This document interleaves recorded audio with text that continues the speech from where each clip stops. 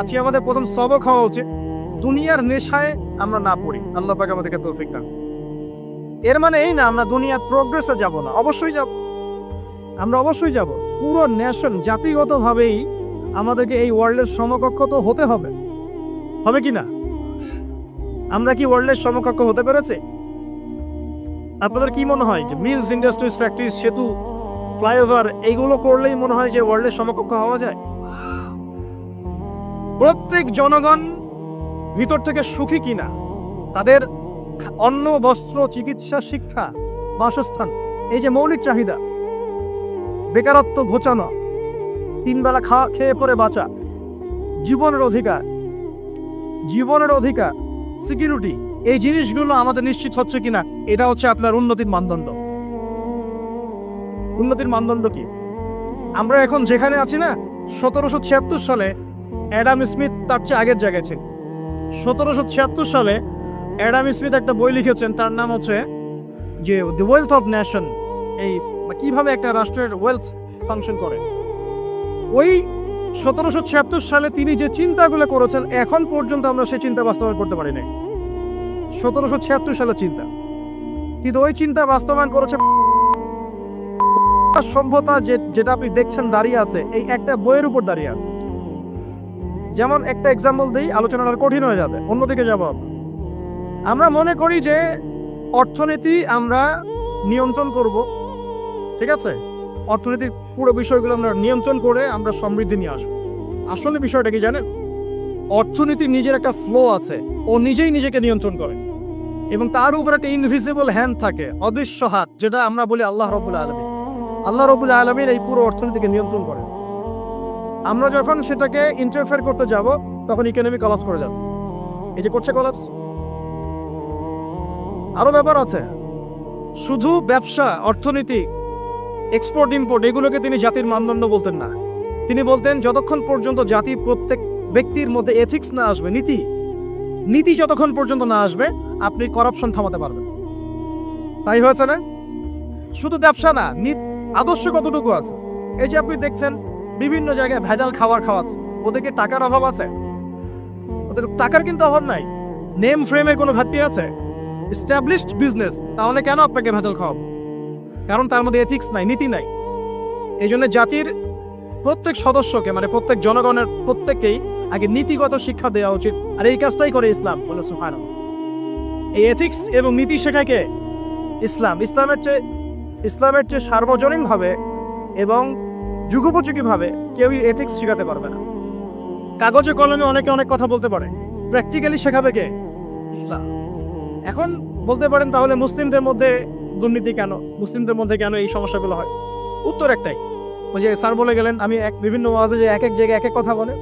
উত্তরটা কি? উত্তরটা হচ্ছে যে কুরআন এবং সুন্নাহর সঠিক যে শিক্ষাটা আছে, এই শিক্ষাটা আমরা অনেকেই বাস্তবায়ন করতে পারছি না। এটা আমাদের ব্যর্থতা। এটা কাদের ব্যর্থতা? এটা আমাদের ব্যর্থতা। এখানে আমাদের ব্যক্তির স্বার্থ থাকতে পারে, এখানে আমার জ্ঞানের স্বল্পতা থাকতে পারে, আমার ভিতরে অহংকার থাকতে পারে, বা আমি অল্প শিক্ষিত হতে পারি, এবং এমন হতে পারে আমার জ্ঞানটা যুগোপযোগী না। ইসলামিক জ্ঞান আমার মধ্যে আছে, কিন্তু কিভাবে এই জ্ঞান দিয়ে ওয়ার্ল্ডকে ডিল করবো, এই জ্ঞানটা আমার মধ্যে নাই। এই কারণে আমরা হয়তোবা ইসলাম, কোরআন সুন্নাহ হাতে থাকার পরেও এই সমস্যাগুলো ফেস করছি। প্রথম সমস্যা হচ্ছে বস্তুবাদিতা। আল্লাহ পাক আমরা সবাইকে, যারা আলোচনা শুনছি, দুনিয়ার প্রেমিক হওয়া থেকে বাঁচাক বলি। আর দুনিয়ার প্রেমিক না, প্রেমিক হবো কার? আল্লাহর আখিরাতে। কতটুকু দাম আছে দুনিয়ার? আল্লাহ পাক বলছেন একটা মাছির পাখার সমানও না। একটা মাছির পাখার কি দাম আছে আপনার কাছে? আল্লাহ পাক বলছেন পুরো দুনিয়ার দাম আমার কাছে যদি একটা মাছির পাখার সমান হতো, তাহলে এই দুনিয়াতে কোনো কাফের মুশরিক পানি পান করতে পারত না। তার মানে এই দুনিয়াতে যা করো করো, আমার তো কোনো দামই নাই দুনিয়ার। কালকেই তো আমি দুনিয়া ধ্বংস করব। আর ওই যে দুই জাতির কথা বললাম, জিন এবং মানব জাতি, আপনারা সূরা আর রহমান পড়বেন। রহমান নামটা অনেক ব্যাপক, দয়াময়ের নাম, তার মানে আল্লাহ পাক মার্সিফুল, মোস্ট মার্সিফুল। কিন্তু এই সূরা আর রহমানে একটা ভয়ঙ্কর আয়াত আছে, কি? সানাফরুগু লাকুম আইয়ুহাস সাকলান। হে মানুষ এবং জিন, শীঘ্রই আমি তোমাদের দুইটা জাতিকে ডিল করার জন্য ফারেক হচ্ছি, অপেক্ষা করতে থাক। মানে আল্লাহ পাক কুল্লা ইয়াউমিন হুয়া ফি শাআন, মানে আল্লাহ পাক কি করেন, সবসময় তার কাজে ব্যস্ত আছেন। মহাবিশ্বের তো গ্রহ নক্ষত্র গ্যালাক্সির অভাব নাই, মাখলুকের কোনো অভাব নাই। আল্লাহ পাক প্রত্যেকটা মুহূর্তেই তার কাজে ব্যস্ত আছে, তার কাজে শানে ব্যস্ত আছে।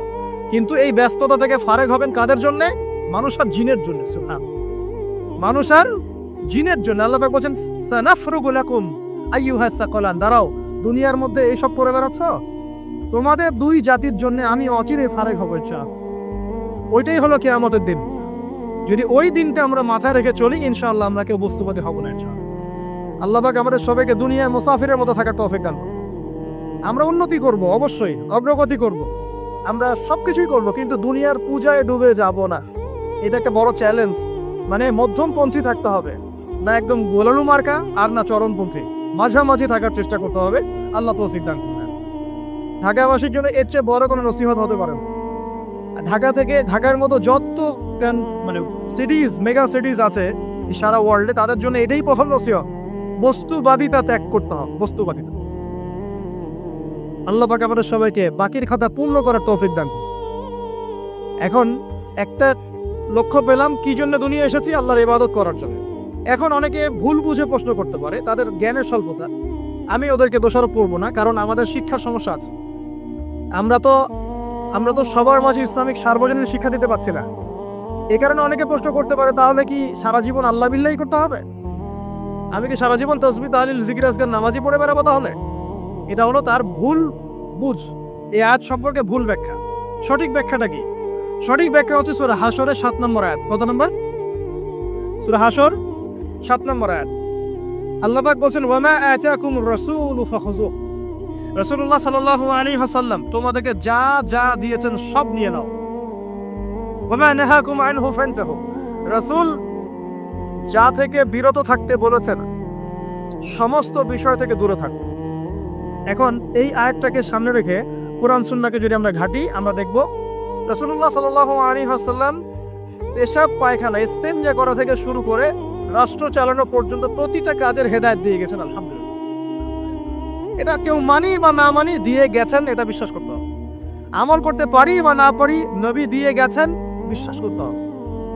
দলিল চাচ্ছেন, আপনি সহিহ বুখারী খুলেন, মুসলিম খুলেন, তিরমিজি, নাসাই, আবু দাউদ এগুলো খুলেন, দেখবেন আপনি ইস্তেঞ্জা করবেন কিভাবে, বসবেন কিভাবে, ঢোকার সময় কোন পা দিয়ে ঢুকবেন, বের হওয়ার সময় কোন পা দিয়ে বের হবেন, ইস্তেঞ্জা করার সময় কথা বলতে পারবেন কিনা, কতটুকু বলতে পারবেন, গোসল কেমন করে করবেন, ওযু কিভাবে করবেন, আপনি আগে কি পা থেকে শুরু করবেন নাকি হাত থেকে শুরু করবেন, কিভাবে নামাজ পড়বেন, আগে গিয়ে কি সাজদা করবেন নাকি ইকামত হবে, আজান হবে, আল্লাহু আকবার তাকবীর দিবেন, কিভাবে নামাজ শেষে বের হয়ে আপনি ব্যবসায় চলে যাবেন, কিভাবে আপনি ব্যবসা করবেন, কিভাবে চাকরি বাকরি করবেন, সমাজের মানুষের সাথে মেলামেশা করবেন, মানুষকে দিনের দাওয়াত দিবেন, ইভেন কিভাবে আপনাকে যদি আল্লাহ ক্ষমতা দেন আপনি কিভাবে সোসাইটি মেনটেন করবেন, সমাজ এবং রাষ্ট্র মেনটেন করবেন, প্রতিটা হেদায়েত খুঁটিনাটি কোরআন এবং সুন্নাহ দিয়েছে আমাদেরকে। এই বিশ্বাস আগে রাখতে হবে। এই বিশ্বাস না রাখলে কেউ মুসলিম হতে পারবে না।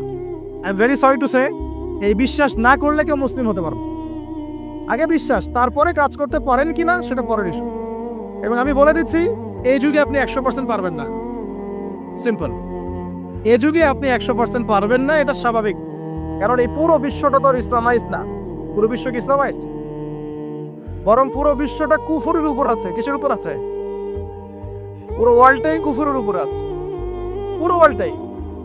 একটা এক্সাম্পল দিয়ে প্রমাণ করতে পারি, একটা এক্সাম্পল খালি। আল্লাহ পাক বলছে সূরা মুলক, রাতের বেলা পড়তে হয় না সূরা মুলক?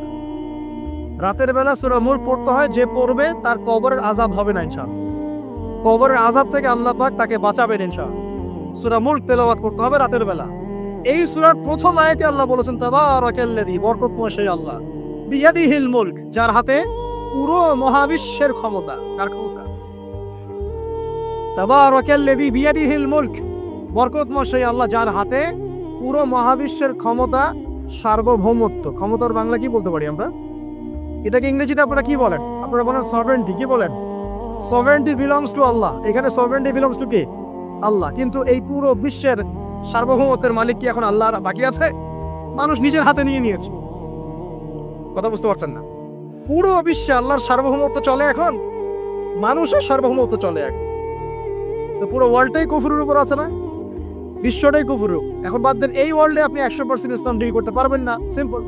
কিন্তু আগে বিশ্বাস করেন যে একদম টয়লেট থেকে শুরু করে আসমান পর্যন্ত সবকিছুই হেদায়েত কোথায় আছে, কোরআন সুন্নাহ আছে কি নাই? এখন মানতে পারি না, সেটা আলাদা ইস্যু। কেউ বিশ্বাস করেছে, মানতে পারে না, আল্লাহ তাকে মাফ করে দিবে। বিশ্বাস করেছি, মানতে পারিনি, আল্লাহ মানে বিশ্বাস করেছি, আমল করতে পারি নাই, হে আল্লাহ আমল করতে গিয়েছি, প্রতিবন্ধকতা পেয়েছি, সমাজ এমন ছিল না, বিশ্ব এমন ছিল না, আমি পারি নাই, আল্লাহ মাফ করে দাও। ইনশাআল্লাহ আল্লাহ মাফ করে দিবে, ইনশাআল্লাহ। কারণ আল্লাহ পাক বলেছেন, কারো আমল নামায় যদি শিরকের পাপ না থাকে, যে কোনো গুনাহ আল্লাহ যাকে ইচ্ছা মাফ করে দিবে। আমল নামায় খালি শিরকের পাপ রাখা যাবে না, যে কোনো গুনাহ আল্লাহ যাকে ইচ্ছা মাফ করতে পারেন। বুঝাচ্ছি, মনে করেন একজন জেনা করেছে, আল্লাহ মাফ করুন। ওই জেনাকার ব্যক্তি যদি বিনা তওবাতেও মারা যায়, তওবা করে নাই, বিনা তওবাতেও মারা যায়, কাল কিয়ামতের মাঠে আল্লাহ পাক তাকেও মাফ করতে পারেন। আল্লাহু আকবার। কিন্তু একজন ব্যক্তি শিরক করেছে, তওবা না করে মারা গেছে, আল্লাহ তাকে মাফ। এখন শিরকের পাপ ছাড়া যে কোনো পাপ আল্লাহ মাফ করবেন ইনশাআল্লাহ। সো আগে আকীদা পোষণ করি যে হ্যাঁ, কোরআন সুন্নাহর সবকিছুর সমাধান আছে আলহামদুলিল্লাহ। এখন আমি আমল করতে গিয়ে হয়তো পারছি না, এখন আমার বিশ্বাস চলমান বিশ্বের সাথে সাংঘর্ষিক হচ্ছে, এবং এই বিশ্বাসকে দমিয়ে দেওয়ার জন্য কি করা হচ্ছে? এই বস্তুবাদিতার মতো আদর্শগুলো আপনার সামনে তোলা হচ্ছে। এখানে উত্তরটা কি? এখানে উত্তরটা হচ্ছে, দেখুন, ইবাদত মানে শুধুমাত্র নামাজ, রোজা, হজ, যাকাত নয়।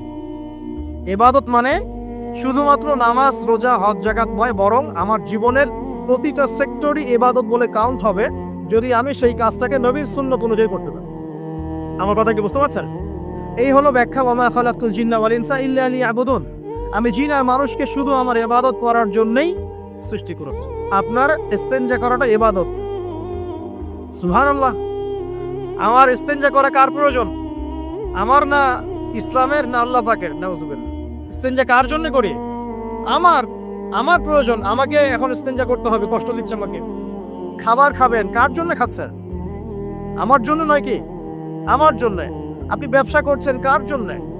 আমার জন্য, আমার স্ত্রী সন্তান, আমার পরিবারের জন্য। আপনি সমাজ চালাচ্ছেন কার জন্য? আপনার জনগণের জন্য। এখানে স্বার্থ কার? মানুষের না আল্লাহ? আমার স্বার্থ, আমার স্বার্থে আমি এই সব কাজগুলো করব, নবীর সুন্নাহ অনুযায়ী করব, তাহলে দুনিয়াবি কাজগুলোতেও আল্লাহ পাক নেকি দিয়ে দিবেন ইনশাআল্লাহ। কেমন দুনিয়াবি কাজ? স্ত্রী সহবাস করা, স্ত্রীর সাথে ভালোবাসা, প্রণয় বিনিময়। আপনি স্ত্রীর দিকে তাকিয়েছেন, নেকি হয়েছে। স্ত্রীর হাতটা ধরেছেন, নেকি হয়েছে। স্ত্রীকে আদর করেছেন, নেকি হয়েছে। তার মুখের মধ্যে ভাত তুলে দিয়েছেন, নেকি হয়েছে। আপনার ছেলেকে আদর করে কোলে নিয়েছেন, নেকি হয়েছে। মা ছেলেকে দুধ পান করাচ্ছে, নেকি হচ্ছে। আপনি ভাইকে 5টা টাকা দিয়ে সহযোগিতা করলেন, নেকি হচ্ছে। একজন এসে বসতে পারছে না, জায়গা ছেড়ে দিলেন, নেকি হচ্ছে। ইভেন রাস্তায় হাঁটছেন, এক মুসলিম ভাইয়ের সাথে সাক্ষাৎ হলো, সালাম দিলেন, মুচকি হাসি দিলেন, নেকি হয়ে গেল।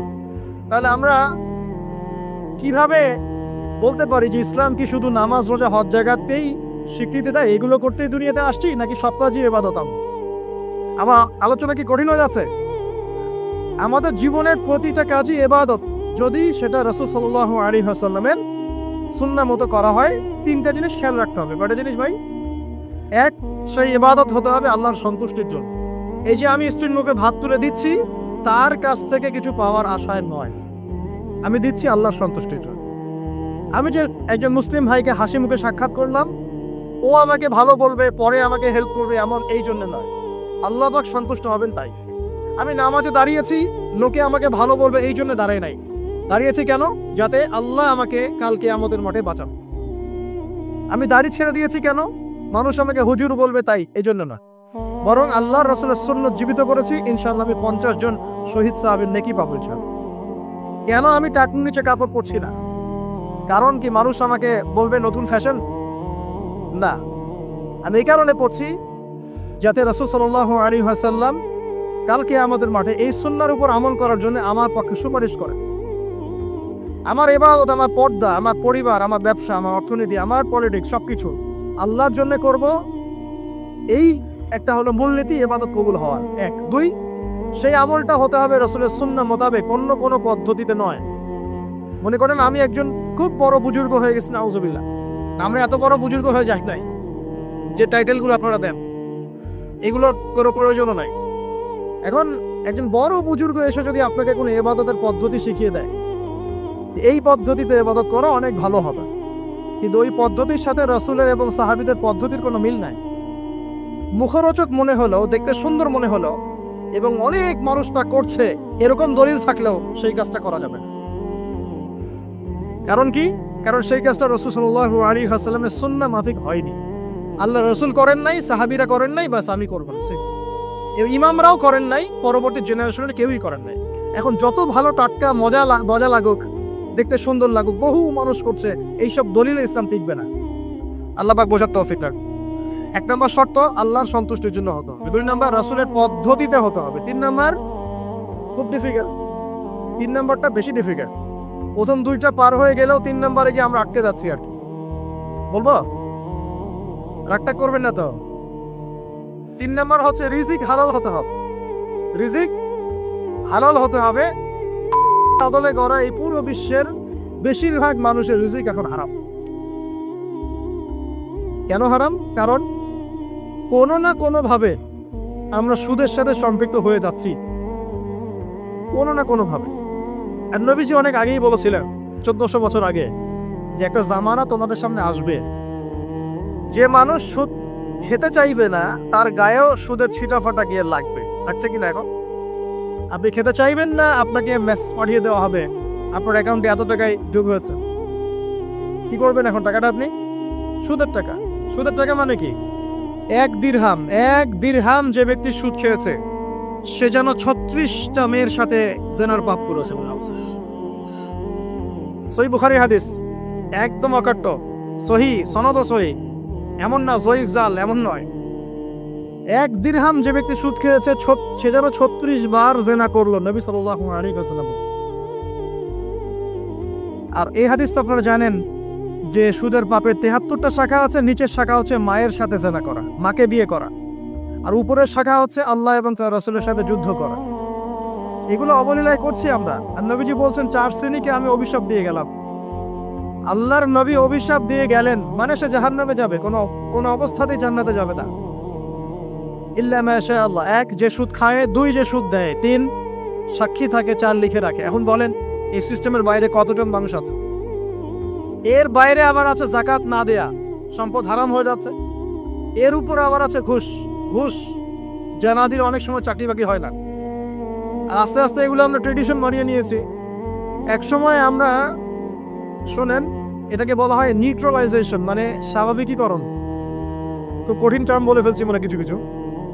যেমন আগে ধর্ষণ হলে আমরা খুবই সোচ্চার ছিলাম এবং সারা এলাকা ফেটে যেত, এত বড় কথা।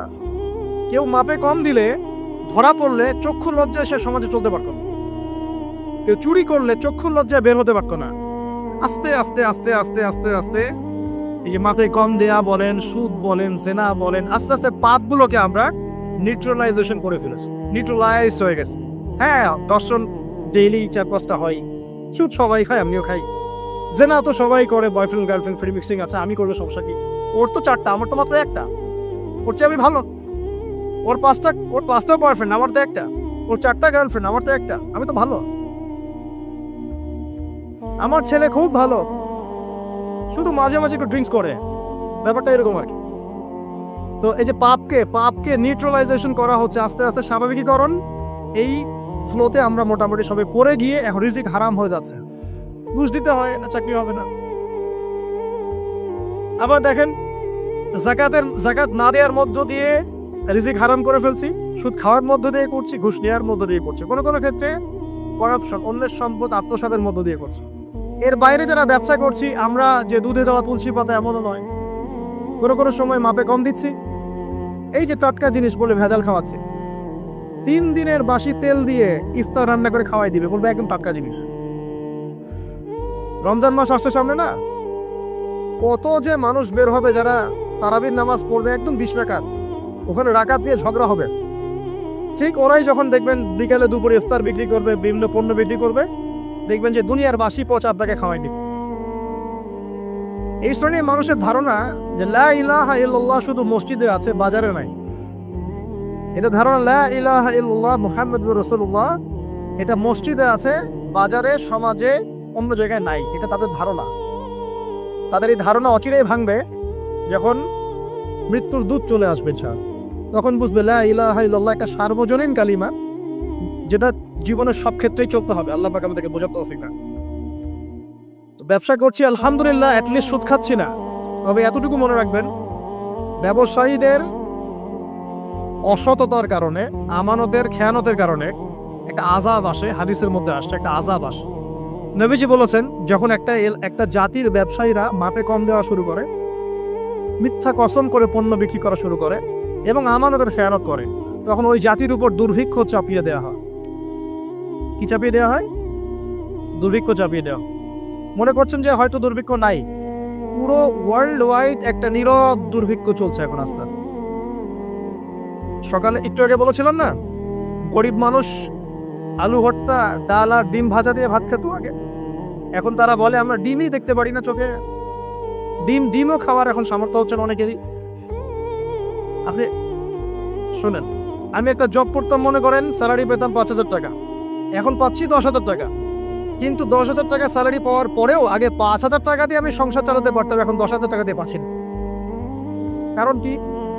কারণ হচ্ছে মুদ্রাস্ফীতি, দ্রব্যমূল্যের ঊর্ধ্বগতি, এর পাশাপাশি আছে আমানতের খেয়ানত করা, করাপশন এবং কিছু অসৎ ব্যবসায়ীর এই দুরভিসন্ধি।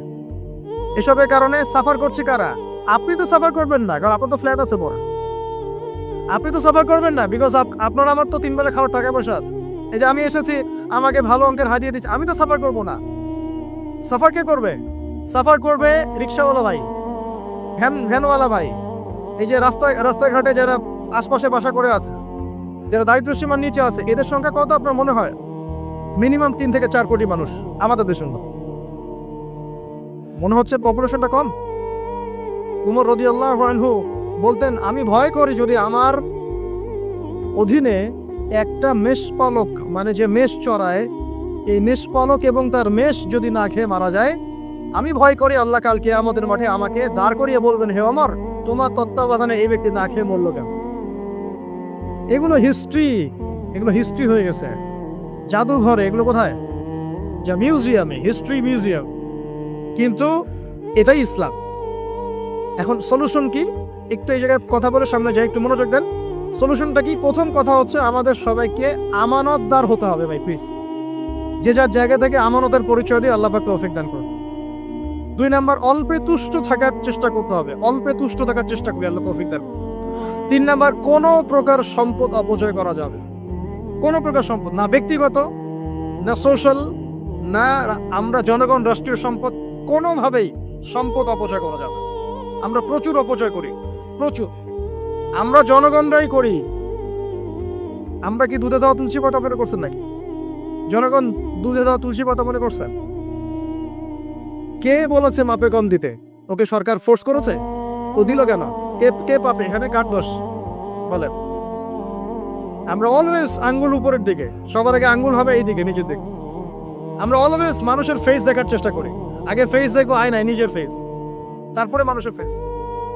আমরা মাপে কম দেই, আমরাই তো সুদ খাচ্ছি, আমরাই ঘুষ নিচ্ছি, আমরা দুর্নীতি করছি, আমরা মানুষের সম্পদ অন্যায়ভাবে হস্তক্ষেপ করছি, আমরা রাষ্ট্রের সম্পদ অপচয় করছি। আমরা সিগন্যাল দিয়েছে, আপনি মানলেন না তো। সিগন্যাল দিয়েছে, মানলেন না। এখানে তো আপনি খেয়ানত করলেন। টোল দিয়েছে, টোল, আপনি ফুস করে গাড়িটা টান দিয়ে চলে গেলেন, আপনি তো খেয়ানত করলেন। এখানে এই ট্যাক্স তো রাষ্ট্রের পাওনা ছিল, দীর্ঘদিন বিল পড়ে আছে, আপনি দিচ্ছেন না, ট্যাক্সের টাকা দিচ্ছেন না, বিল দিচ্ছেন, আপনি তো খেয়ানত করছেন। এই হিউজ অ্যামাউন্ট অফ যদি করাপ্টেড মানিগুলোকে এক জায়গায় করা যায় না, বাংলাদেশ হবে নিউ ইয়র্ক থেকে নিবে। বস্তুবাদিতার কথা বলছি, বস্তুবাদিতার দিক থেকে, কনস্ট্রাকশন এইসবের দিক থেকে, life first lane of life, এই দিক থেকে যে জিডিপি এরকম থাকবে যদি সব করাপশনের টাকাগুলোকে আপনি জড়ো করতে পারতেন। কিভাবে সম্ভব? কে নিবে এই উদ্যোগ? আল্লাহ পাক এমন ব্যক্তিত্ব উপর থেকে নিয়ে আসুন বলি আমি দোয়া করতে কোনো বসা যায়? XYZ whoever he is, এটা বড় কথা না। বড় কথা হচ্ছে কার হাতে ইনসাফ প্রতিষ্ঠা হয়। আল্লাহ পাক তৌফিক দান। আল্লাহ পাক আমাদের সবাইকে তৌফিক দান, সবাইকে সবার জায়গা থেকে সৎ হওয়ার তৌফিক দান। আল্লাহ পাক সবার আগে আমাকে সৎ হওয়ার তৌফিক দান এবং আপনাদের সবাইকে সৎ হওয়ার তৌফিক দান। আগে ভালো মানুষ হই। আমি আমাদের মাদ্রাসার স্কুলের টিচারদেরকে আগে বুঝাই, এটা ছাত্রদেরকে এই পুঁথিগত বিদ্যা পরে শেখান। আগে শিখান তারা কিভাবে ভালো মানুষ হয়, ওদেরকে মোরালিটি শিখান, এথিক্স শিখান। বই পুস্তকে ডিগ্রি সার্টিফিকেট অর্জন করে আমি কি করব যদি আমি ভিতর থেকে মানুষ হতে না পারি?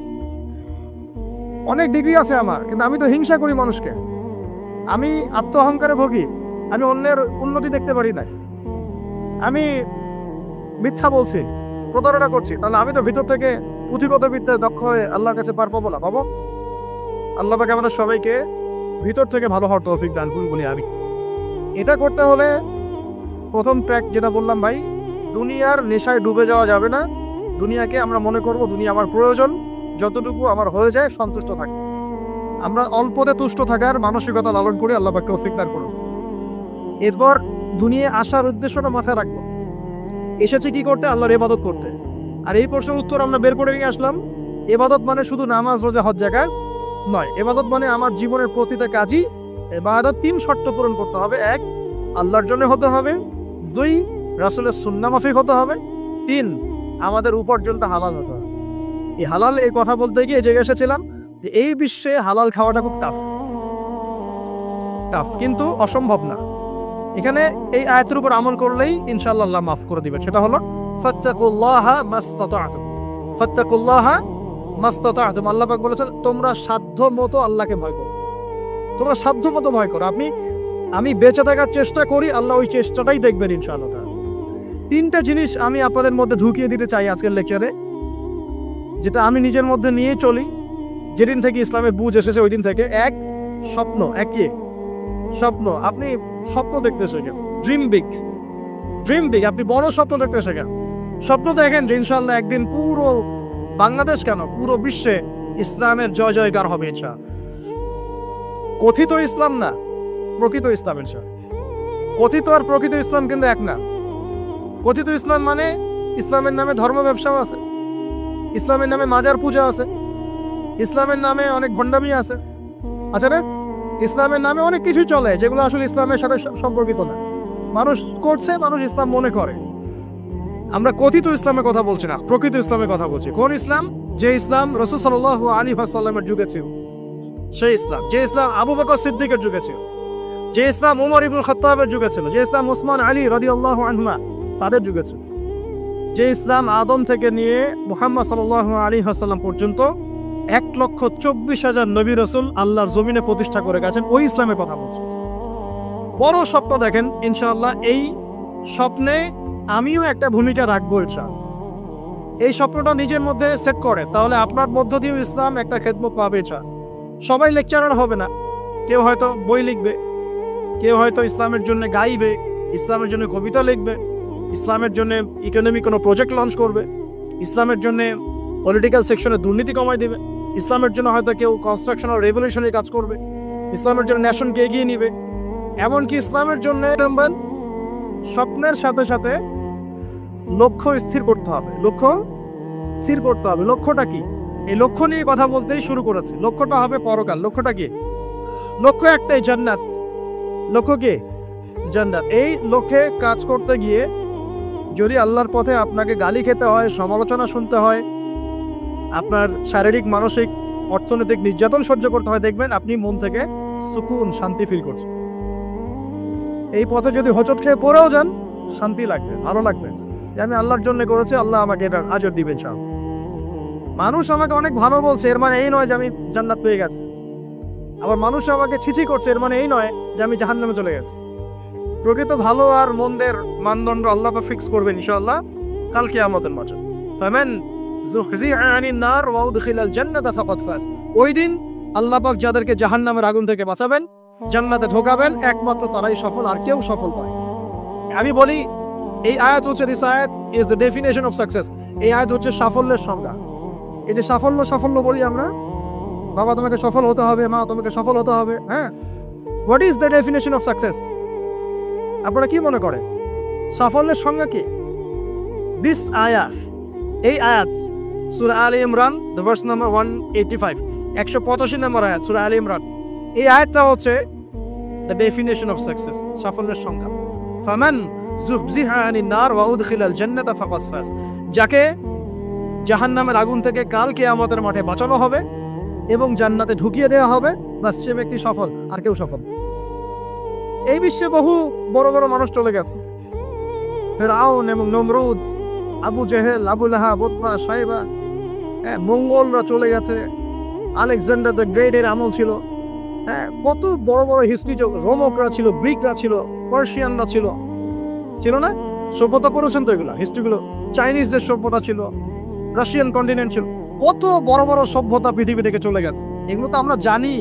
আর যেগুলো কুরআন বলেছে, নূহের জাতি, আদ, সামুদ, মাদিয়ান, কওমে লূত, কত জাতি পৃথিবী থেকে চলে গেছে। আমরা তো শেষের দিকে আছি। মানে আমাদের আর কিয়ামতের মাঝখানে ডিস্টেন্স হচ্ছে আসর থেকে মাগরিব পর্যন্ত সময়। এই উম্মত এবং কিয়ামতের মাঝখানে ডিস্টেন্স হচ্ছে আসরের নামাজ থেকে মাগরিব পর্যন্ত সময়। নবীজি বলছেন এরকম, এই আঙ্গুল থেকে এই আঙ্গুল যেমন দূরত্ব, আমার আর কিয়ামতের মাঝখানে এতটুকু দূরত্ব। তো হিস্ট্রি তো শেষ, আমরা শেষের দিকে আছি। শেষের দিকে আসবে ইয়াজুজ মাজুজ, ঈসা ইবনে মারইয়াম, আস্তে আস্তে ইসলামী খেলাফা রিস্টোর হবে, মানুষ আবার খারাপ হবে, ওদের সামনে কিয়ামত হবে। That's all. পশ্চিম দিক থেকে সূর্য উঠবে, এগুলো বাকি আছে। আর ভূমিকম্প, কিছু ভূমিকম্পের বছর, বড় বড় কিছু প্রাকৃতিক বিপর্যয় বাকি আছে। এখন হিস্ট্রি ঘেটে দেখেন, এরা তো চলে গেছে হিস্ট্রি থেকে। এই ব্যক্তিত্বরা কেউই সফল হবে না যদি কাল কিয়ামতের মাঠে জাহান্নাম থেকে বাঁচতে না পারে। বলেন এই বিশ্বের সবচেয়ে বড় নেতার নাম কি? আপনার কি মত বলেন দেখি। না, আমি ওই সেন্সে বলছি না। এখনকার বিশ্বের সবচেয়ে বড় পরাশক্তির নেতাকে বলেন।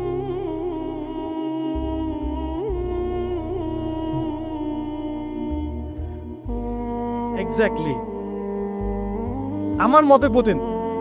আমার মতে কি, এ ব্যক্তি সফল হতে পারবে না যদি কাল কিয়ামতের মাঠে জাহান্নাম থেকে বাঁচতে না পারে। তার কাছে এখন সবকিছু আছে, অনেক কিছু আছে। এই ব্যক্তি সফল হতে পারবে না যদি কাল কিয়ামতের মাঠে জাহান্নাম থেকে বাঁচতে না পারে। যদি সে কাল কিয়ামতের মাঠে জাহান্নাম থেকে বাঁচতে পারে, জান্নাতে যেতে পারে, সে সফল হয়েছে। আমি একটা এক্সাম্পল দিচ্ছি। রাসূল সাল্লাল্লাহু আলাইহি ওয়াসাল্লাম বলেছেন, সবচেয়ে সুখী মানুষটাকে, পৃথিবীর সবচেয়ে সুখী মানুষটাকে কাল কিয়ামতের মাঠে আল্লাহ পাক এক মুহূর্ত সময়ের জন্য জাহান্নামে ঢুকায়। কতটুকু সময়? এক মুহূর্ত। আল্লাহ পাক জানেন কতটুকু সময়। এরপর তাকে বের করে বলবেন, দুনিয়াতে সুখে ছিলা? সে বলবে, আল্লাহ সুখ কি জিনিস আমি জানি না, সুখ কাকে বলে আমি জানি না, সুখ কি আমি সেটা জানি। আল্লাহ সুখ কাকে বলে আমি সেটা জানি। আর এই পৃথিবীর সবচাইতে নির্যাতিত, নিপীড়িত এবং দুঃখ ক্লেশে ভরা মানুষটাকে আল্লাহ পাক এই এক মুহূর্তের জন্য জান্নাতে ঢুকে দিয়ে বের করে নিয়ে আসবে। বলবেন যে দুনিয়াতে দুঃখে ছিল, কষ্টে ছিল। এই ব্যক্তি বলবে, আল্লাহ কষ্ট কি জিনিস আমি জানি, কষ্ট কাকে বলে আমি কষ্টের সংজ্ঞাই জানি না। এই ব্যক্তির তাকদিরে কি হবে পরে? এই ব্যক্তি জান্নাতের ওই আরফ নামক জায়গায় দাঁড়িয়ে থাকবে, চেহারাটা ঘুরিয়ে দেওয়া হবে জাহান্নামীদের দিকে। সে বলবে যে আল্লাহ চেহারাটা খালি আমাকে জান্নাতের দিকে ঘুরায় দাও, আমি জান্নাতে যেতে চাচ্ছি না, খালি চেহারাটা ঘুরায় দাও, বাস এনাফ। আল্লাহ বলুন আর কিছু চাবো না তো?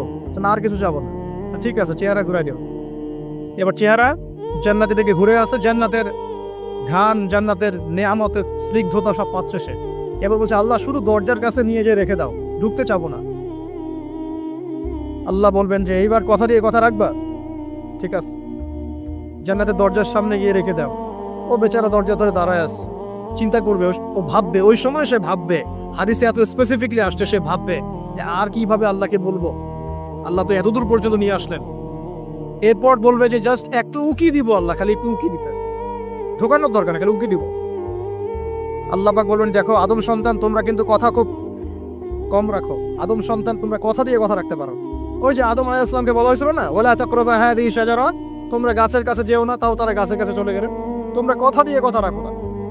এবার উকি দিয়ে সে বলবে, আল্লাহ এতদূর যখন নিয়ে আসছো, আল্লাহ আমাকে আর এখান থেকে দূরে ঠেলে দিও না, আমাকে ঢুকাই দাও আল্লাহ জান্নাতে। আল্লাহ পাক তাকে জান্নাতে ঢুকাই দিবেন এবং এই দুনিয়ার চাইতে 10 গুণ বড় জান্নাত তাকে দিবেন ইনশাআল্লাহ। তাহলে আমরা বুঝতে পারলাম যে দুনিয়ার বাস্তবতা কি আর আসল প্রকৃত সাফল্য কাকে বলে। আরেকটা কথা বলি, এক ব্যক্তিকে জাহান্নামের শাস্তি দেওয়া হবে বছরের পর বছর, অনেক বছর, অনেক বছর। কত বছর আল্লাহ ভালো জানেন, কারণ জাহান্নামের উপর থেকে ছেড়ে দেওয়ার পরে জাহান্নামের তলায় গিয়ে পৌঁছাতেই মানে কত হাজার হাজার বছর পার হয়ে যাবে মানুষ জানে না। এত গভীর জাহান্নাম, এত গভীর। আমরা তো এখন নাসাকে ইলাহ বানিয়ে নিয়েছি, নাসা যা বলে তাই বিশ্বাস করি। ও বলে মঙ্গলে পানি আছে, আমরা বলি হ্যাঁ পানি আছে। ও বলে চাঁদে এই আছে, আমরা বলি হ্যাঁ সেই আছে। নাসা যদি এখন বলে জাহান্নাম নামে একটা জায়গা আছে, কালকে দেখবেন সব মানুষ বিশ্বাস করছে জাহান্নাম নামে একটা জায়গা আছে। এটা হলো যে সায়েন্সকে আমরা এখন উপাস্য বানাচ্ছি। এটা একটা শিরক, এটা আধুনিক শিরক। আধুনিক আরো শিরক আছে, আল্লাহর হালালকে হারাম করা, আল্লাহর হারামকে হালাল করে দেওয়া। ওইদিকে আমি যাচ্ছি না। এখন পড়তে পড়তে পড়তে একটা জায়গায় তাকে দাঁড় করিয়ে দেওয়া হবে, আযাব দেওয়া হবে, আযাব দেওয়া হবে, আযাব দেওয়া হবে। এক পর্যায়ে সে চিৎকার করতে থাকবে, ইয়া মান্নান ইয়া হান্নান, ইয়া মান্নান ইয়া হান্নান। এভাবে চিৎকার করতে করতে, এগুলো আল্লাহ পাকের নাম। এগুলো কি আল্লাহ পাকের নাম। আল্লাহ পাক বলবেন, দেখো জাহান্নামের অতল গভীরে কোন আমার বান্দা আমাকে ডাকছে, কি হাজত তার নিয়ে আসো। ওকে জিজ্ঞাসা করা হবে কি প্রয়োজন। সে শাস্তির অভিযোগ করবে, শাস্তির অভিযোগ করে তাকে বলবে যে আমার এই শাস্তি আমি সহ্য করতে পারছি না, আল্লাহ আমাকে এইটা দাও সেইটা দাও, আমাকে আমি যেখানে থাকি সে থাকার জায়গাটা ভালো না, আমি যেখানে বসি বসার জায়গা ভালো না, এরকম অনেক কথা বলতে থাকবে। আল্লাহ পাক তখন তার গুনাহগুলোকে স্মরণ করাবেন, মানে তার এই অবস্থা কেন হলো এটা স্মরণ করো। এবার সে ব্যক্তি পিছনে ফিরে তাকে আবার পাঠিয়ে দেওয়া হবে, যাও পিছনে ফিরে যাও। যেতে যেতে সে তাকাবে পিছনে ফিরে, বারবার তাকাবে আর বলবে, আল্লাহ তোমার রহমতে আমাকে একবার সেখান থেকে তুমি বের করে নিয়ে আস, আল্লাহ দ্বিতীয়বার আমাকে সেখানে পাঠাও। আমি তোমার রহমতের আশা রাখি যে তুমি আমাকে মাফ করে দিবা। আল্লাহ পাক বলবেন, আমার রহমতের ওসিলায় সে আমার কাছে চেয়েছে, যাও আমি তাকে মাফ করে দিব। এই জাহান্নাম থেকে বের করেও আল্লাহ পাক অনেক মানুষকে কি করবেন, জান্নাতে দিবেন। ইনশাআল্লাহ।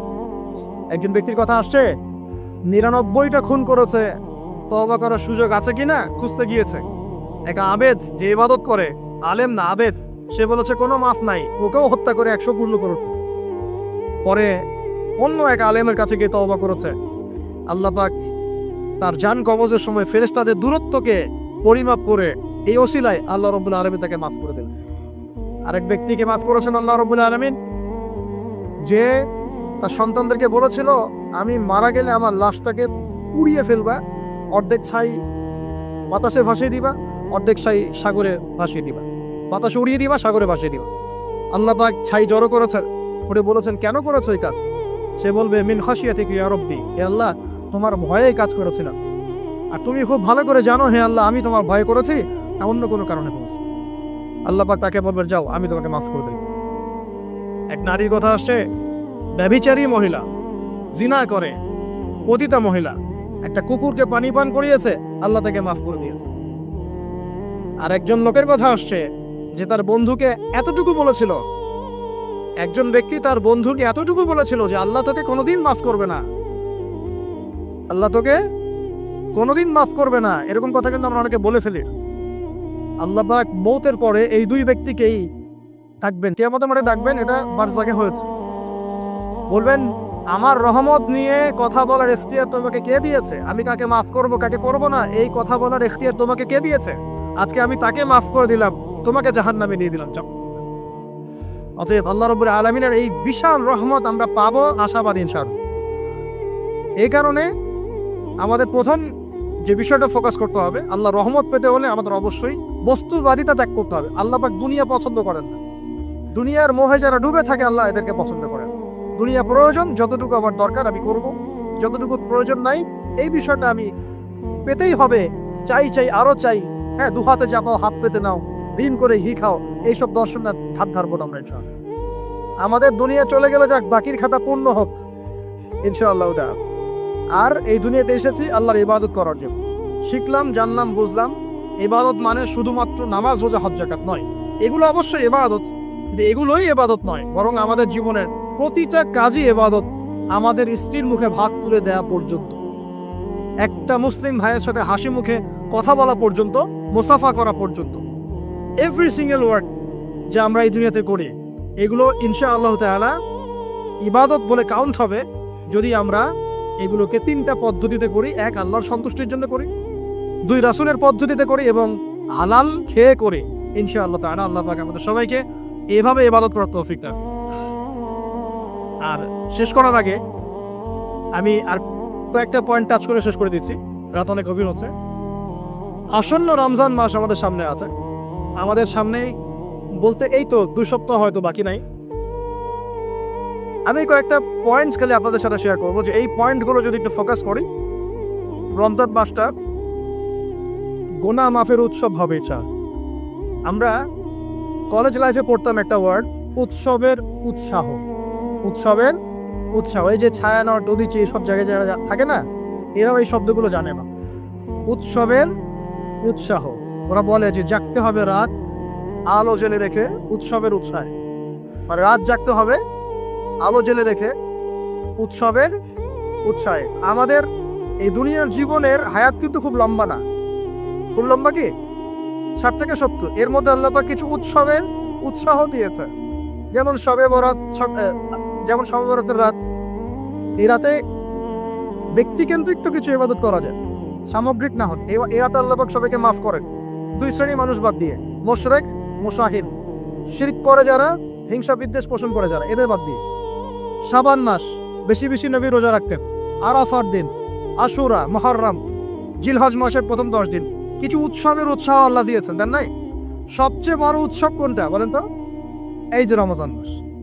এখন এই মাসে আলো জ্বালা থাকবে উৎসবের উৎসাহে। কিভাবে? প্রথম কথা বলি, দুনিয়াবি বাজারঘাট শপিং টপিং যা যা আছে আগে ভাগে এই কয়দিনে করে ফেলে, যাদের সামর্থ্য আছে।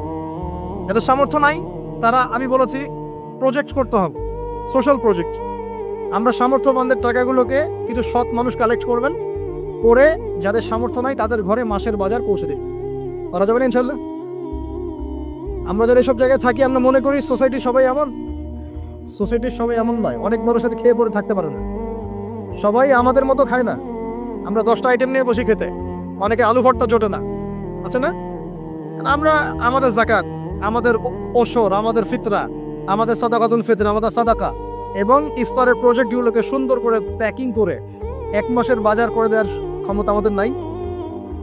একজন করে পরিবারের দায়িত্ব নেওয়ার ক্ষমতা আমাদের নাই। আপনি একটা নেন, আপনি একটা নেন, আপনি একটা নেন, আপনি 2টা নেন, আপনি 5টা নেন, দেখবেন ইনশাআল্লাহ তাআলা যখন আমরা খাবার ভাগাভাগি করে খাবো, ইনশাআল্লাহ সমাজে দারিদ্রতা কমে যাবে ইনশাআল্লাহ। কি উন্নতি, কি সবার মধ্যে সম্প্রীতি ছড়িয়ে দেওয়া উন্নতি, সবার মধ্যে এই যে ভালোবাসা ছড়িয়ে দেওয়াটা কিন্তু সমাজের উন্নতি। উন্নতি মানে আমরা আসলে কি বুঝি? খালি কনস্ট্রাকশন নির্মাণ করার উন্নতি? সবার মধ্যে সম্প্রীতি ছড়িয়ে দেওয়াটা উন্নতি। ইভেন এই প্রজেক্টে আপনি অমুসলিম ভাইকেও শরিক করতে পারেন। হ্যাঁ, যাকাতের অর্থ অমুসলিমকেও দেয়া যায়, তার অন্তর ইসলামের দিকে আকর্ষিত হবে ইনশাআল্লাহ। এই মুসলিমরা আমাকে সহযোগিতা করেছে, তার আমাদের রিলিজিয়নের প্রতি তার একটা সফট কর্নার তৈরি হবে ইনশাআল্লাহ। এগুলো করা বন্ধ করেছে বলেই তো অন্যরা এগুলো কাজ করছে। আর নীরবে আস্তে আস্তে বাংলাদেশে বহু মানুষ বিধর্মী হয়ে যাচ্ছে, কিন্তু খবর রাখেন না। আল্লাহ পাক আমাদেরকে বোঝার তৌফিক দান করুন। আগে রমজানের প্রিপারেশন নেন, এটা গেল একটা পারিবারিক ইকোনমিক প্রিপারেশন। আধ্যাত্মিক প্রিপারেশন কি? হুট করে রমজান মাসে গিয়ে সব ইবাদত একসাথে ধরা যায় না। এই কারণে এখন থেকেই নামাজ, তেলাওয়াত, তাফসীর পড়া, একটু তাহাজ্জুদ, চাষতের নামাজ, ইশরাকের নামাজ, জিকির আজগার, এগুলো একটু ধরার চেষ্টা করি, যাতে রমজান মাসে গিয়েই আমি একদম যেন মোমেন্টামটা যেন ধরতে পারি ইনশাআল্লাহ। আল্লাহ পাক তৌফিক দান। 3 নাম্বার হচ্ছে অপচয় করবো না রমজান মাসে। অনেকদিন বলছি 5টা খেজুরে যদি ইফতার হয়ে যায়, 6 নম্বর খেজুর আপনার খাওয়ার দরকার নাই, আপনি দান করে দেন। 2টো জামা দিয়ে ঈদ হয়ে যাচ্ছে, 4টা জামা কেনার দরকার নাই, বাকি 2টো দান করে দেন। আপনার পরিবারের জন্য যদি 30 কেজি চাল যথেষ্ট হয়, 40 কেজি কেনার দরকার নাই, বাকিটা দান করে দেন। বহু মানুষ রমজান মাসে ইফতার করবে, ইফতার করে আল্লাহর কাছে বদদুয়া করবে, দেখে নিন, বলবে যে আল্লাহ আমি ইফতার করার খাবারটুকু পাচ্ছি না। পুরো বিশ্বের ইকোনমিক অবস্থা কিন্তু সুবিধার না। আস্তে আস্তে আমাদের এগুলো বুঝতে হবে। আল্লাহ আমাদেরকে শুধু কোরআন তেলাওয়াত করলেই তো হবে না, এগুলো অর্থ তো বুঝতে হবে। কোরআন হাদিস দিয়ে বিশ্বটাকে তো রিল করতে হবে, হবে কি না? আল্লাহ তৌফিক এনায়েত করুন। অপচয় না করি। আর রমজান মাস আসার আগেই আল্লাহর ওয়াস্তে সবার ঘরে ঘরে কোরআন এবং কোরআনের তাফসীর কেনা চাই। এই রমজান মাস আমরা কোরআন পড়ে শেষ করে দেবো ইনশাআল্লাহ। রমজান মাসের সবচেয়ে ইম্পর্টেন্ট জিনিসটা কি বলেন তো? কোরআন নাজিল হওয়া। শাহরু রমাদানাল্লাযী উনজিলা ফীহিল কুরআন। রমজান সেই মাস যে মাসে কি নাজিল হয়েছে? কোরআন। অতএব সবচেয়ে ইম্পর্টেন্ট পার্ট রমজানের কোরআন। যারা কোরআন তেলাওয়াত করতে জানি না, পড়া শিখবো, রাজি আছি ইনশাআল্লাহ? রমজান মাসের পুরো 30 দিন আমরা কোরআন তেলাওয়াত করা শিখবো ইনশাআল্লাহ। স্থানীয় ইমাম থাকতে পারেন, টিচার থাকতে পারেন, অনলাইনে শিখতে পারেন, অফলাইন কোর্স করতে পারেন, যেভাবে হোক আপনাকে শিখতে হবে। এর পাশাপাশি যারা হাফেজ এবং আমরা টুকটাক যারা আরবি বুঝি, আমাদের প্রতি নসিহত হচ্ছে রমজান মাসে 30 দিনে প্রতিদিন 1 পারা করে আমরা তাফসীর করব। 30 দিন 30 পারা শেষ ইনশাআল্লাহ। পারা যাবে ইনশাআল্লাহ। রমজান মাসে আর কি কাজ করব? তারাবি সালাত জামাতে পড়ার চেষ্টা করব। আর যে তারাবি জামাতে পড়বে সে 5 ওয়াক্ত নামাজ তো অবশ্যই জামাতে পড়তে হবে। জামাত যদি কোনো কারণে মিস হয়ে যায়, নামাজ বাদ, একাকি হলো নামাজ পড়তে হবে। হ্যাঁ, যদি দেখেন জামাতে তারাবি পড়তে পারছেন না, ফ্যামিলিকে নিয়ে প্রয়োজনে তারাবি পড়েন। ফ্যামিলি মেম্বারদেরকে নিয়ে আপনি তারাবি পড়েন। আপনি পুরো কোরআনের হাফেজ না, 1 পারা জানেন, 1 পারা দিয়ে পড়েন। আপনি 20টা সূরা জানেন, একটা সূরা বারবার রিপিট করে করে পড়েন। নামাজটাকে ধীরস্থিরভাবে লম্বা করেন, রাসূলুল্লাহ সাল্লাল্লাহু আলাইহি ওয়াসাল্লামের মতো তিনি লম্বা করে ধীরস্থিরভাবে রমজান মাসে কিয়াম করতেন। আল্লাহ আমাদের তৌফিক দান। আর যাকাত যাদের ফরজ হয়েছে রমজান মাসে অবশ্যই যাকাতগুলো দিয়ে দিব ইনশাআল্লাহ। যাকাত নিয়ে ডিফারেন্ট লেকচার আসবে ইনশাআল্লাহ, অনলি যাকাতের উপরে। যাকাত নাই, ইসলামিক অর্থনীতির ভিত্তি থাকবে না। যাকাত প্রতিষ্ঠা না করতে পারলে চিরস্থায়ীভাবে সমাজ থেকে দারিদ্রতা দূর করা যাবে না, কোনোভাবেই যাবে না। আপনি অ্যাডাম স্মিথের বই সমাজে কায়েম করে ছেড়ে দেন, তারপরেও দেখবেন যে সমাজে দারিদ্রতা দূর হচ্ছে না 100%। যতক্ষণ পর্যন্ত মুহাম্মদ সাল্লাল্লাহু আলাইহি ওয়াসাল্লামের ছেড়ে যাওয়া এই যাকাত ভিত্তিক অর্থনীতি প্রতিষ্ঠা না করতে পারছে। আমি চ্যালেঞ্জ করলাম, অ্যাডাম স্মিথের বই দি ওয়েলথ অফ নেশন আপনি প্রতিষ্ঠা করে দেন সমাজের মধ্যে, দেখবেন যে 100% দারিদ্রতা দূর হবে না, কখনো না। মুহাম্মদ সাল্লাল্লাহু আলাইহি ওয়াসাল্লাম রেখে যাওয়া সুন্নত যাকাত চালু করে দেন, দেখবেন ইনশাআল্লাহ কেউ না খেয়ে মারা যাবে না ইনশাআল্লাহ। এটা প্র্যাকটিক্যাল। অ্যাডাম স্মিথের জন্ম হয় নাই যখন উমর রাদিয়াল্লাহু আনহু এই যে তার খেলাফত চালাতেন, তখন কি তার জন্ম হয়েছে নাকি? উমর রাদিয়াল্লাহু আনহু যুগে একটা মানুষ দেখাতে পারবেন দারিদ্র সীমা নিচে বাস করে? তখন ওয়েলথের মানদণ্ড কি ছিল? গোল্ড কয়েন, গোল্ড, দিনার। সাহাবীরা ছেড়ে যেতেন দিনার, দিরহাম। আমরা ছেড়ে যাই কাগজ। কি ছেড়ে যাই? কাগজ। আর মনে করি অনেক ধন আমার। কি একটা যুগ আসলো, মানুষ কাগজকে ধন মনে করে। সুবহানাল্লাহ। যাই হোক, ওদিকে যাচ্ছি না। যাকাতগুলো দেওয়ার চেষ্টা করি, আল্লাহ পাক সবাইকে তৌফিক দেন। মনে রাখবেন, যে ব্যক্তি নামাজ পড়ে যাকাত দেয় না সে মুসলিম নয়। যে নামাজ পড়ে যাকাত দেয় না, যাকাত অস্বীকার করে, সে মুসলিম নয়। আর যে ব্যক্তি নামাজের ফরজিয়াতকে অস্বীকার করে সেও মুসলিম নয়। নামাজও থাকতে হবে, যাকাতও থাকতে হবে। আল্লাহ পাক তৌফিক দান করুন, আমিন। আর সবশেষ কথা হলো, রমজান মাসে আমরা যেটা বুঝি খাওয়ার আর পান করা ছেড়ে দেওয়ার নাম রোজা, এটাও ভুল কনসেপ্ট। শুধু খাবার আর পানীয় ছেড়ে দেওয়ার নাম রোজা বা সওম নয়, বরং আল্লাহ পাকের নিষেধকৃত যাবতীয় কবিরা গুনাহ ছেড়ে দেওয়ার নাম হচ্ছে সওম।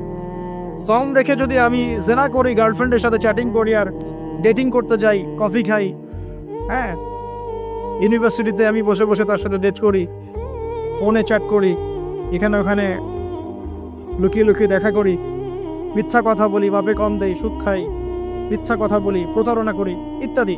রোজা রেখে যদি এই কাজগুলো আমরা করি, রোজা ভেঙে যাবে। বিশ্বাস করেন, রোজাটা ভেঙে যাবে, রোজা থাকবে না। নবীজি বলছেন, এই রোজা রাখুক বা না রাখুক আল্লাহর কিছুই যায় আসে, আল্লাহ পাক দেখবেনই না এর দিকে। সওম মানে আল্লাহ পাকের সমস্ত নিষেধগুলোকে বর্জন করা। একটা মেয়ে রোজা রেখেছে, বেপরদায় বাইরে চলে গেল, সওম হয়নি, সওম ভেঙে গেছে। রোজা রেখেছি, আমি বসে বসে গীবত করলাম, সওম ভেঙে গেল। রোজা রেখেছে, মিথ্যা কথা বললাম, মাপে কম দিলাম, রোজা ভেঙে গেল। আল্লাহ পাক আমাদের সবাইকে সওম রাখার মতো রাখার তৌফিক দান করুন বলে আমি। আর সর্বশেষ কথা, এখানে আসতে পেরে আমি নিজেকে খুবই ধন্য মনে করছি। আলহামদুলিল্লাহ, একটা শিক্ষিত মহল পেয়েছি, তাই অনেকগুলো কথা মন থেকে বলে ফেললাম। এর মধ্যে যদি কোনো ভুল ত্রুটি হয় সেটা আমার পক্ষ থেকে, আর সঠিক বিষয়গুলো আল্লাহ পাকের পক্ষ থেকে। ঢাকাবাসীর জন্য এতটুকু বলবো, বস্তুবাদী হয় না। শহরটা যেন আপনাকে বস্তুবাদী না বানাতে পারে। এখানে আমাদেরকে থাকতে হবে কেন? কারণ যেখানে মক্কা, যেখানে আবু জেহেল, সেখানেই মুহাম্মদ সাল্লাল্লাহু আলাইহি ওয়াসাল্লামের জন্ম হয়। যেখানে ইব্রাহিমের পিতা আজার, সেখানেই ইব্রাহিমের জন্ম হয় নাকি? এবং তারা একটা সময় পর্যন্ত চেষ্টা করতে থাকেন সমাজের মানুষকে সঠিক পথে আনার জন্য। যখন পারেন না, তারপর কি করেন? চলে যান। ইব্রাহিম আলাইহিস সালাম চলে গেলেন, আব্বাকে নসিহত করতে করতে ক্লান্ত, আর বোঝে না। রাসূল সাল্লাল্লাহু আলাইহি ওয়াসাল্লাম একদিন মক্কায় 13 বছর কাজ করলেন। 13 বছর দাওয়াতি কাজ করার পর মক্কার মানুষ আর তাকে সহ্য করে না। সাহাবীদেরকে নিয়ে বেচারা তিনি চলে গেলেন কোথায়? তো আমরা এই শহরে থাকবো ঠিকই, এই শহর যেন আমাদেরকে বস্তুবাদী না বানাতে পারে। দুনিয়ায় বেঁচে থাকবো, দুনিয়াকে প্রয়োজন মনে করে, দুনিয়ার পূজায় ডুবে যাব না। যতটুকু প্রয়োজন এতটুকুতে সন্তুষ্ট থাকবো ইনশাআল্লাহ। অবশ্যই দুনিয়ার প্রয়োজন আছে, তবে দুনিয়ার পূজায় ডুবে যাব না, মধ্যমপন্থী থাকার চেষ্টা করবো ইনশাআল্লাহ। আর এই শহরের অন্যতম সমস্যা হচ্ছে সুদ বা রিবা। আল্লাহর ওয়াস্তে রিবা ত্যাগ করার চেষ্টা করেন, আল্লাহ পাক তৌফিক দেন। যখন কাছের মানুষটা আপনাকে কষ্ট দিবে, এবং কাছের মানুষ কষ্ট আপনাকে দিবেই, কাছের মানুষটা আপনাকে বেশি কষ্ট দিবে জীবনে, তখন আপনি কষ্ট পাবেন না যদি আল্লাহর জন্য ওদেরকে ভালোবাসেন, যে আমি তো আল্লাহর জন্য এই কাজগুলো করছি, তারা শুকরিয়া আদায় করলেই বাকি আর না করলেই বাকি, তখন আপনি কষ্ট পাবেন না। দুইজন ব্যক্তি যারা আল্লাহর জন্য পরস্পরকে মহব্বত করে, এই দুইজন মানুষকে আল্লাহ পাক আরশের ছায়া ছায়া দিবেন। পারা যাবে ইনশাআল্লাহ। 5 নাম্বার, সেই ব্যক্তি যে এত গোপনে দান সদাকা করে, যার বাম হাত জানে না ডান হাত কি সদাকা করেছে। পারা যাবে? এখন তো ওই যে মাশাআল্লাহ আমার নাম লিখাই আর সদকা করি, তাই না? অমুকে 10,000, অমুক সাহেব 20,000, অমুক 500। প্রথমে বড় বড় নোটের সদাকা হয়, আমি অবশ্য এটা জানতাম না, মাঠে নেমে বুঝতে পারছি। প্রথমে বড় বড় ফিগার বলে, কে কে দিবেন 5,000 হাত তোলেন, তারপর 5,000 লিখা হোক, তারপর কে কে দিবেন 1,000 হাত তোলেন, কে কে দিবেন 500 হাত তোলেন, নাম টাম লিখা হয়। পরে লাস্টে বলে যে কালেকশন করছে, আচ্ছা খুচরাগুলোও দেন, পরে খুচরাগুলোও দেওয়া হয়। জানিয়ে দান করা যায়। অনেক সময় এমন হয়েছে, নবী সাল্লাল্লাহু আলাইহি ওয়াসাল্লাম বলেছেন, কার ঘরে কি আছেন ইয়ার, রিয়া চলে আসতে পারে মনের মধ্যে, যে আমি 10,000 দিয়েছি, মানুষ আমার নাম জানলো। রিয়া আসতে সময় লাগে না, কেমন করে আসে? আল্লাহর নবী বলেছেন সাল্লাল্লাহু আলাইহি ওয়াসাল্লাম, অন্ধকার রাতে কালো পাথরের উপরে কালো পিঁপড়া হেঁটে গেলে যেমন বোঝা যায় না, রিয়া এমন ভাবে আপনার কলবে আসতে পারে। কিভাবে ঠেকাবেন আপনি? আপনি বুঝতেই পারবেন না। এই যে আপনারা সেলফি তুলতে চান, ছবি তুলতে চান, ভালোবাসেন, আমি জানি ভালোবাসেন, ভালোবাসার অতিরিক্ততা প্রদর্শন করতে চান, একটাই ভয় করি, সেটা হচ্ছে রিয়া। রিয়া বা অহংকার যদি পেয়ে বসে, তার দ্বারা দিলে কোনো খেদমত সম্ভব না। আলেমদেরকে নিয়ে, বক্তাদেরকে নিয়ে, দায়ীদেরকে নিয়ে, আল্লাহর পথের যারা মুজাহিদা করে, এদেরকে নিয়ে অতিরিক্ত মাত্রায় বাড়াবাড়ি করবেন না। আল্লাহর ওয়াস্তে অতিরিক্ত মাত্রায় বাড়াবাড়ি করবেন না। যত বেশি করবেন তত তাদের প্রতি মানুষের চোখ লাগবে, এবং চোখ লাগা সত্য, তত তাদের ভিতরে রিয়া আসতে পারে, অহংকার আসতে পারে। কারণ আমরা অত্যন্ত দুর্বল ইমানের মানুষ। আমরা যারা এই যুগে বসবাস করছি, সবাই খুবই দুর্বল ইমানের মানুষ। এই জন্য রিয়া অহংকারের সুযোগ দিয়েন না। মুসাফা করেন, ওকে ফাইন, ছবি টবির সংস্কৃতি বাদ দিয়ে দেন, আমি বারবার নিষেধ করি, তারপরেও আপনার এই কাজগুলো করেন। এতে কোনো ফায়দা নাই, ক্ষতি ছাড়া কোনো উপকার নাই, ক্ষতি ছাড়া কোনো উপকার নাই। এমনকি বিনা কারণে যারা চিত্র অঙ্কন করে বা ছবি তৈরি করে, এদেরকে শাস্তি দেওয়া হবে। হাদিস আছে, ওলামায়ে কেরামকে জিজ্ঞাসা করে প্রাণ সঞ্চার করতে বলা হবে, যে এর মধ্যে প্রাণ ঢোকার। এটা আমাদের সংস্কৃতি না তো। মূর্তি, ছবি, ভাস্কর্য বা যে উপাসনাগুলো করা, এগুলো আমাদের সংস্কৃতি নয়, এগুলো অন্য কালচার থেকে এসেছে। আমাদের সংস্কৃতি হচ্ছে আমল গোপন করে ফেলা, নিজেকে হাইড করা, গোপন করে রাখা। আল্লাহ পাক বোঝার তৌফিক দে তরুণ প্রজন্মকে। মনে কষ্ট নিবেন না, এটা বাস্তবতা। এগুলো করলে আমাদের মনের মধ্যে রিয়া অহংকার চলে আসে। আল্লাহর ওয়াস্তে আমাদেরকে মুখলেসভাবে দিনের পথে কাজ করতে দেন। শান্ত থাকেন, এত আবেগী হয়েন না, এত অতি উৎসাহী হয়েন না, শান্ত থাকেন, রিল্যাক্স থাকেন। দিনের বিজয় একদিনে এক তাকবীরও হবে না, একদিনে দিনের বিজয় হবে না। আস্তে আস্তে আস্তে আস্তে দিন এগিয়ে যাবেন ইনশাআল্লাহ। আল্লাহ পাকের একটা সুন্নাহ, আল্লাহ পাকের একটা চিরন্তন সুন্নাহ হচ্ছে, হুটহাট কিছু আল্লাহ পাক করেন। দিন থেকে রাত হয় কি ধাপ করে হয়? আস্তে আস্তে আস্তে আস্তে রাত হয়। খেয়াল করে দেখেছেন? তারপর যখন দিন হবে, রাত আস্তে আস্তে কেটে যাবে, দিন আস্তে আস্তে আসবে। ধাপ করে সূর্যোদয় হয়? হয় না। এটা আল্লাহর সুন্নাহ, একবারে কিছু হয় না। আপনি অসুস্থ হয়েছেন, দেখবেন আস্তে আস্তে সুস্থ হবেন, খেয়াল করে দেখেন। আবার আপনি আস্তে আস্তে অসুস্থ হবেন, ধাপ করে হবেন না। আল্লাহ পাকের সুন্নাহ আছে, দিনের বিজয়ে নবী সাল্লাল্লাহু আলাইহি ওয়াসাল্লাম 23 বছর সময় লেগেছে। ধীরে ধীরে স্টেপ বাই স্টেপ হবে। অতএব অতি উৎসাহী হয়েন না, অতি আবেগী হয়েন না, কনস্ট্রাকটিভ কাজ করেন, মাথা ঠান্ডা রাখেন, অতি আবেগী হয়েন না, রিল্যাক্স থাকেন, আস্তে আস্তে দিনের কাজ করেন। ইনশাআল্লাহ দিন এগিয়ে যাবে ইনশাআল্লাহ। বেশি বেশি মানুষকে দেখাতে যায়েন না। আমার কথা শোনেন, আজকে বাংলাদেশে কয়জন কাদিয়ানি হয়েছে, কয়জন খ্রিস্টান হয়েছে আপনি কি জেনেছেন? যারা করেছে ওরা কি ফেসবুকে স্ট্যাটাস দিয়েছে, ছবি দিয়েছে, আজকে অমুককে খ্রিস্টান বানালাম দেখেন, দিয়েছে? যদি দিত তাদের কাজে তারা এখন সফল হতো না। যদি ওরা শুরু থেকে এই কাজগুলো করতো তাদের কাজে তারা এত সফল হতো না। এখন দেখবেন কয়দিন পর কাদিয়ানীদের কনফারেন্স হবে, দেখে নিয়েন। কয়দিন পর দেখবেন যারা খ্রিস্টান হচ্ছে তারা প্রকাশ্যে সমাবেশ করবে, প্রকাশ্যে মানুষ শিয়া হয়ে যাচ্ছে, কত কি হয়ে যাচ্ছে আপনার খবরই নাই।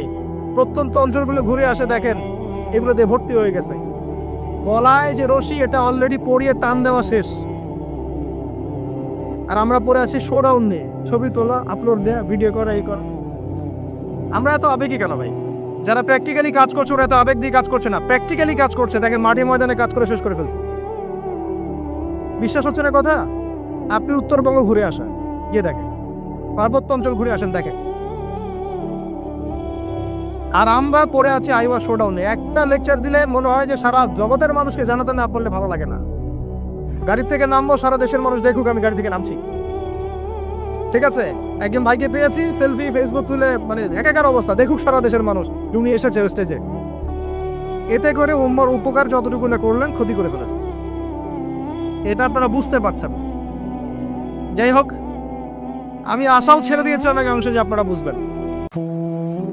বিশ্বাস করেন, মন থেকে অনেকটা আশাও ছেড়ে দিয়েছি যে আপনারা বুঝবেন। মাঝে মাঝে অবস্থা আমার এমন হয়ে যাচ্ছে। তারপরে দোয়া করি আল্লাহ পাক সবার মধ্যে সদ্বুদ্ধির উদ্ভব ঘটাক, আপনাদেরকে স্মার্ট মুসলিম হওয়ার তৌফিক দান করুন। ভিতরে ভিতরে আপনি আত্মশুদ্ধি অর্জন করেন, ব্যক্তি জীবনটা শুদ্ধ করেন, পরিবার ঠিক করেন, পড়াশোনা করেন, হালাল রিজিকের দিকে ফোকাস করেন, আলেম ওলামা সোহবতে যান, দিন শেখান, চর্চা করেন, প্রচার করেন। আস্তে আস্তে দিন আগাবে ইনশাআল্লাহ তাআলা। আল্লাহ পাক কি বলেছেন? ইউরিদুনা লিইউতফিউ নূরাল্লাহ, তারা চায় আল্লাহর নূরকে, আল্লাহর নূর মানে এখানে ইসলাম, একে মুখের ফুৎকার দিয়ে নিভিয়ে ফেলতে। কিন্তু আল্লাহু ইউতিম্মু নূরাহু ওয়ালাউ কারিহাল কাফিরুন, আল্লাহ পাক তার নূরকে প্রজ্বলিত করবেন যদিও কাফেররা তা পছন্দ করবে না। হুয়াল্লাযী আরসালা রাসূলাহু বিল হুদা ওয়া দীনিল হক লিইয়ুযহিরাহু আলা দীনি কুল্লি, তিনি সে আল্লাহ যিনি তার রাসূলকে পাঠিয়েছেন দ্বীনে হক সহ এবং হেদায়েত সহ, যাতে করে ইসলাম অন্য সমস্ত দ্বীনের উপর বিজয়ী হতে পারে।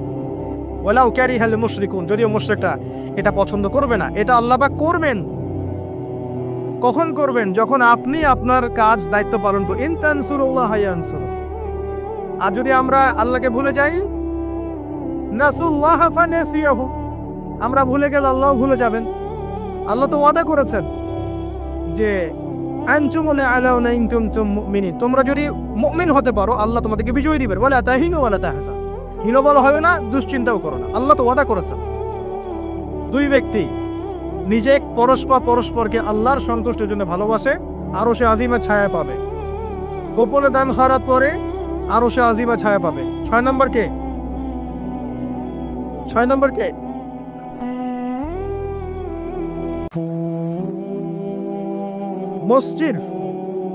মসজিদের সাথে যাদের কলব অন্তর জুড়ে থাকে এরা হচ্ছে এক শ্রেণী। আমি সিরিয়ালটা হয়তো ভুল করেছি, বাট এটা আছে 6 নম্বর। 1 নাম্বার বলছি ন্যায় পরায়ণ বাদশাহ। 2 নাম্বার যুবক, যার যৌবনকালটা আল্লাহর পথে সে কাটিয়ে দিয়েছে। 3 নাম্বার সুন্দরী নারী আহ্বান করেছে কিন্তু সে বলেছে আমি আল্লাহকে ভয় করি। দান খরাত করেছে এত গোপন ভাবে, ডান হাত বাম হাত জানে না ডান হাত কি দান করেছে। একটা মিস করেছি মাঝখানে, সেটা হচ্ছে এমন শ্রেণীর মানুষ যাদের হৃদয়ে বা কলব মসজিদের সাথে ঝুলন্ত থাকে, মানে এক ওয়াক্ত নামাজ পড়ে এসেছে, পরের ওয়াক্তে যাওয়ার জন্য মনটা ব্যাকুল থাকে। এমন 5 ওয়াক্ত নামাজের সংখ্যা আমাকে দেখান কতজন। এবং যারা পড়ছি তারাও নামাজ বুঝে পড়ছে কিনা, নামাজে দিল লাগে কিনা, নামাজ পড়ে তৃপ্তি হচ্ছে কিনা, নামাজ পড়েও হারাম ছাড়তে পারছে কিনা, এগুলো খেয়াল করেন। ফজর এশায় কয়জন আসছে খেয়াল করেন। এগুলো ইম্পর্টেন্ট জিনিস, বেসিক জিনিস। আরেকটা হচ্ছে 7 নাম্বার, যে আল্লাহর স্মরণে যেই ব্যক্তিরা গোপনে চোখের পানি ফেলতে পারে, আল্লাহকে স্মরণ করেছে গোপনে নীরবে নিভৃতে, চোখ দিয়ে দরদর করে পানি পড়ছে, এই চোখ জাহান্নামের আগুন দেখবে না। এইসব এই 7 শ্রেণীর মানুষকে আল্লাহ পাক তার আরশের ছায়ায় ছায়া দিবেন। আমরা কি আরশের ছায়া পেতে চাই? আল্লাহ পাক আমাদের এই 7 শ্রেণীর অন্তর্ভুক্ত হওয়ার তৌফিক এনায়েত করুন, আমিন। আমি আলোচনার শেষে এই 7টা পয়েন্ট আপনাদেরকে ধরবো। আমি জিজ্ঞাসা করব কারা বলতে পারেন, শুধু হাত উঁচু করবে, এখন না, শেষের দিকে, একটু পরে। যিনি সঠিক উত্তর দিতে পারবেন আমার পক্ষ থেকে স্পেশাল পুরস্কার আছে ইনশাআল্লাহ, হাদিয়া দিব ইনশাআল্লাহ একটা, যদি বলতে পারেন। 7টাই বলতে হবে, মনে মনে মুখস্থ করেন। লেকচার খালি শুনবেন, বাসায় গিয়ে ঘুমাবেন চলবে না। যেটা লেকচার শুনেছেন পড়া দিয়ে তারপর বাসায় যাবেন, এটা ক্লাসের মতো। এবার আসেন, এই আরশের ছায়া আল্লাহ পাক ছায়া দিবেন। এই আরশ আল্লাহ পাক সৃষ্টি করেছেন, তারপরে সৃষ্টি করেছেন কলম। কি সৃষ্টি করেছেন? কলম সৃষ্টি করে বলেছেন উকতুব, কলম বলেছে মাদা আকতুব, কলম তুমি লিখো। কলম বলেছে আমি কি লিখবো? আল্লাহ পাক বলেছেন কিয়ামত পর্যন্ত যা হবে সব লিখে ফেলো। কিয়ামত পর্যন্ত যা হবে সব লেখা আছে, আপনার তাকদীর নিয়ে দুশ্চিন্তা করবেন না। এরপর আল্লাহ পাক সৃষ্টি করেছেন মহাবিশ্ব। কয় দিনে? 6 দিনে। ওয়াল্লাযী খালাকাস সামাওয়াতি ওয়াল আরদা ফি 6 আইয়াম, 6 দিনে আল্লাহ পাক মহাবিশ্ব সৃষ্টি করেছেন। সুম্মা ইসতাওয়া আলাল আরশ, এরপরে আরশে আজিমে সমাসীন হয়েছেন। এরপরে শোনেন, আল্লাহ পাক দীর্ঘদিন পর্যন্ত মানুষ সৃষ্টি করেননি। হাল আতা আলাল ইনসানি হিনুম মিনাদ দার লাম ইয়াকুন শাইআন মাযকুরা, এমন একটা সময় চলে গেছে যে মানুষ কোনো আলোচ্য বিষয় ছিল না। পরে আল্লাহ পাক সৃষ্টি করেছেন মানুষকে। ওয়া ইয ক্বালা রাব্বুকা লিল মালায়েকা ইন্নী জাইলুন ফিল আরদি খলিফা, খলিফা করে পাঠিয়েছেন। খলিফা করে পাঠিয়েছেন। খলিফা কে এটা একটা বুঝতে হবে। খলিফা দাউদ আলাইহিস সালামকেও বলা হয়েছে। আল্লাহ পাক সূরা সাদে বলেছেন, ইয়া দাউদ, হে দাউদ, ইন্না জাআলনাকা খলিফাতান ফিল আরদ, আমি তোমাকে পৃথিবীতে খলিফা করে পাঠিয়েছি। তোমার কাজ কি? তোমার কাজ হচ্ছে ফাহকুম বাইনান নাসি বিল হক, মানুষের মাঝখানে হকের মানদণ্ডে বিচার ফয়সালা করো। যারা আল্লাহর বিধান অনুযায়ী মানুষের মাঝখানে বিচার ফয়সালা করে, এরা আল্লাহর খলিফা। যারা মানুষের মাঝখানে আল্লাহর বিধান দ্বারা বিচার ফয়সালা করে না, তারা আল্লাহর খলিফা নয়। কথা বুঝতে পারছেন? ওয়ালা তাত্তাবিউল হাওয়া, নিজের প্রবৃত্তির অনুসরণ করো না, তাহলে এটা তোমাকে আল্লাহর পথ থেকে বিচ্যুত করবে। আর যারা আল্লাহর পথ থেকে বিচ্যুত হয়ে গেছে, তাদের জন্য অপেক্ষা করছে যন্ত্রণাদায়ক শাস্তি। বিমা নাসু ইয়াউমাল হিসাব, এই কারণে যে তারা হিসাবের দিন ভুলে গেছে। খলিফার ফাংশন আল্লাহর বিধান দিয়ে বিচার ফয়সালা করো। আসেন, এরপরে আল্লাহ পাক আদম আলাইহিস সালামকে নাম শিক্ষা দিলেন। আমি শেষ করে দিচ্ছি, ফিনিশিং এর দিকে আসছি, আপনারা একটু ধৈর্য ধরেন। আল্লাহ পাক আদম আলাইহিস সালামকে সমস্ত নাম শিক্ষা দিয়েছেন। এমন কোনো নাম নাই যেটা আল্লাহ পাক তাকে শিক্ষা দেন নাই। ওয়াল্লামা আদম আল আসমা কুল্লাহা, আমি আদমকে সমস্ত নাম শিক্ষা দিয়েছি। এরপরে সুম্মা আরাদাহুম আলাল মালায়েকা, এরপরে ফেরেশতাদের সামনে এনেছে এবং ফেরেশতাদেরকে বলেছেন, আল্লাহ বলেছেন তোমরা এই নামগুলো বলে দাও। তারা বলেছে লা ইলমা লানা ইল্লা মা আল্লামতানা। আল্লাহ পাক আদমকে বলেছেন আলাইহিস সালাম, তুমি নামগুলো বলে দাও।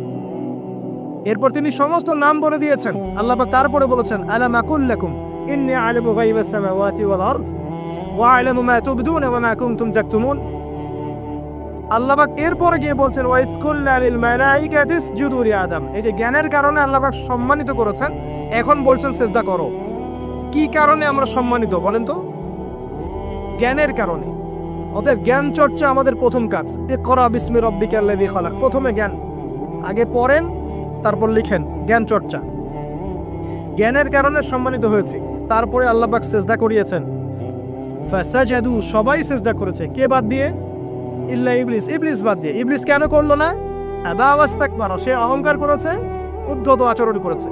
সে যুক্তি দিয়েছে খালাকতানি মিন নার ওয়া খালাকতাহু মিন তিন, আমাকে সৃষ্টি করেছেন কি দিয়ে? আগুন দিয়ে, আদমকে মাটি দিয়ে, আমি কেন তাকে সিজদা করতে যাব? এই যে আল্লাহর আদেশকে লঙ্ঘন করা, আল্লাহর আদেশের বিরুদ্ধে কথা বলা চিরস্থায়ী জাহান্নামে যাওয়ার কারণ। ইবলিস কিন্তু কম জানতো এমন নয়। ইবলিস প্রচন্ড জ্ঞানী ছিল, আবেদও ছিল। মনের অহংকারের কারণে সে ব্যক্তি জাহান্নামে চলে গেছে। আর সে কিন্তু ফেরেশতা ছিল না, সে ছিল জিনদের একজন। কানা মিনাল জিন, সূরা কাফের মধ্যে আছে। এরপরে খেয়াল করে দেখেন, এই অহংকার যদি আজকে আমাদের মধ্যে চলে আসে, যত বড় ডিগ্রি সার্টিফিকেট থাক না কেন, আমার পরিণাম জাহান্নামী হবে না, আউযুবিল্লাহ। যার হৃদয়ের মধ্যে যাররা পরিমাণ অহংকার থাকবে, আল্লাহ পাক তাকে জান্নাত দিবেন না। অহংকার আল্লাহর চাদর। অহংকার কার চাদর? আল্লাহর চাদর নিয়ে টানাটানি করলে আল্লাহ পাক জান্নাত দিবেন না। অহংকার কাকে বলে? বাতারুল হক ওয়া গামতুন নাস, সত্যকে প্রত্যাখ্যান করা আর অন্য মানুষকে তুচ্ছ তাচ্ছিল্য করা, এটা হচ্ছে অহংকারের নিদর্শন। আপনার ড্রেসটা সুন্দর হোক, কাপড় সুন্দর হোক, এগুলো অহংকারের নিদর্শন নয়। আল্লাহ পাক জামিল ইউহিব্বুল জামাল, আল্লাহ পাক সুন্দর, তিনি সৌন্দর্য পছন্দ করেন, এটা সমস্যা না। অন্যকে তুচ্ছ তাচ্ছিল্য করলে অহংকার হবে। আমি মূল পয়েন্টে আসছি। দেখেন, আদম আলাইহিস সালামকে আল্লাহ পাক জান্নাতে রাখলেন এবং তার সঙ্গিনী হিসেবে তিনি হাওয়া আলাইহিস সালামকে সৃষ্টি করলেন। কথা বুঝতে পারছেন? কি কারণে সৃষ্টি করলেন? আদম আলাইহিস সালামের একাকিত্ব এবং আল্লাহ পাকের দীর্ঘ পরিকল্পনা আছে, এবং ইবলিসকে দিয়ে পরীক্ষা করালেন আদম আলাইহিস সালামের কোন জায়গা থেকে হাওয়া আলাইহিস সালামকে সৃষ্টি করা হয়েছে বলেন। পাঁজরের হাড় সোজা না বাঁকা? নবী সাল্লাল্লাহু আলাইহি ওয়াসাল্লাম বলেছেন, বাঁকা হাড়কে জোর করে সোজা করতে যেও না, ভেঙে যাবে, আর ওই অবস্থায় ছেড়ে দিলে বাঁকাই থেকে যাবে। নসিহতের মধ্য দিয়ে, উত্তম আচরণের মধ্য দিয়ে পথ চলতে হবে। ওয়া আশিরুহুন্না বিল মারুফ, এছাড়া কোনো অপশন নাই। আমার কথা শোনেন, এই জায়গা থেকে মেয়েদের পয়েন্টে আসছি আমি। আল্লাহ পাক আদম থেকে হাওয়া সৃষ্টি করেছেন আলাইহিস সালাম। নারী পুরুষ একে অপরের প্রতিদ্বন্দ্বী নয়, যেমনটা পশ্চিমারা শিখিয়েছে। এখনকার আধুনিক আইন যা শিখাচ্ছে নারী পুরুষ একে অপরের প্রতিদ্বন্দ্বী, এখানে আল্লাহ বলছেন নারী পুরুষ একে অপরের পরিপূরক, একজন আরেকজনের অংশ, মোহাব্বত, ভালোবাসা, প্রণয়ের মাধ্যম, একে অপরের প্রতিদ্বন্দ্বী নয়। এখনকার সমাজ শিখায় ছেলে বললে আমি কেন পারবো না, সে বললে আমি কেন পারবো না, এটা শেখায় না? কাউন্টারিজম, মানে একে অপরের প্রতিদ্বন্দ্বী। আল্লাহ পাক বলছেন তা তোমরা একে অপরের পরিপূরক। খেয়াল করে দেখেন, এখান থেকে শুরু হয়েছে সৃষ্টি, তারপরে না সন্তান সন্ততি জন্ম নেওয়া হয়েছে।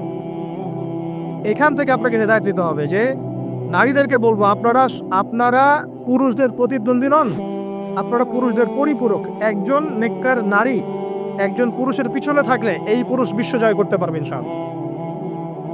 পরে আসেন নূহ আলাইহিস সালাম, তার স্ত্রী কি ঈমান এনেছিল? ঈমান আনে নাই। এখানে মনে রাখবেন, আপনি যদি ঈমান না আনেন, আকীদা ঠিক না করেন, আমল ঠিক না করেন, আপনার পরিচয়, বংশ, গোত্র, বর্ণ আপনাকে বাঁচাতে পারবে না। নূহ আলাইহিস সালামের স্ত্রী জাহান্নামে চলে গেছে, লূত আলাইহিস সালামের স্ত্রী জাহান্নামে চলে গেছে, যদিও তারা নবীদের আন্ডারে ছিলেন। আল্লাহর রাসূল সাল্লাল্লাহু আলাইহি ওয়াসাল্লাম তার মেয়ে ফাতিমা রাদিয়াল্লাহু আনহাকে বলেছেন, দুনিয়াতে যা চাওয়ার আমার কাছে চেয়ে নাও, পরকালে তোমার উপকার করতে পারছি না আমি। আর ফাতিমা রাদিয়াল্লাহু আনহা কেমন মানুষ ছিলেন আপনারা জানেন। তো আমি আমাদের মা বোনদেরকে অনুরোধ করবো, আল্লাহকে ভয় করেন, নিজের নফস ঠিক করেন, নিজের কবরের ফিকির করেন, আমল আকীদা ঠিক করেন। আপনি কত বড় আলেমের স্ত্রী, কত বড় শাইখের স্ত্রী, আপনি আপনার স্বামী কত বড় পলিটিক্যাল লিডার, কত বড় সোশ্যাল লিডার, এটার মানদণ্ড আল্লাহ দেখবেন না। আপনার ঈমান, আমল, তাকওয়া শুধু আল্লাহ পাক দেখবেন। আসেন কোরআনের পাতায় পাতায় যাই, চলেন আপনাকে নিয়ে যাচ্ছি। ইব্রাহিম আলাইহিস সালাম নাম শুনেছেন? তার স্ত্রী সারা আলাইহিস সালাম পৃথিবীর সুন্দরী নারীদের মধ্যে অন্যতম।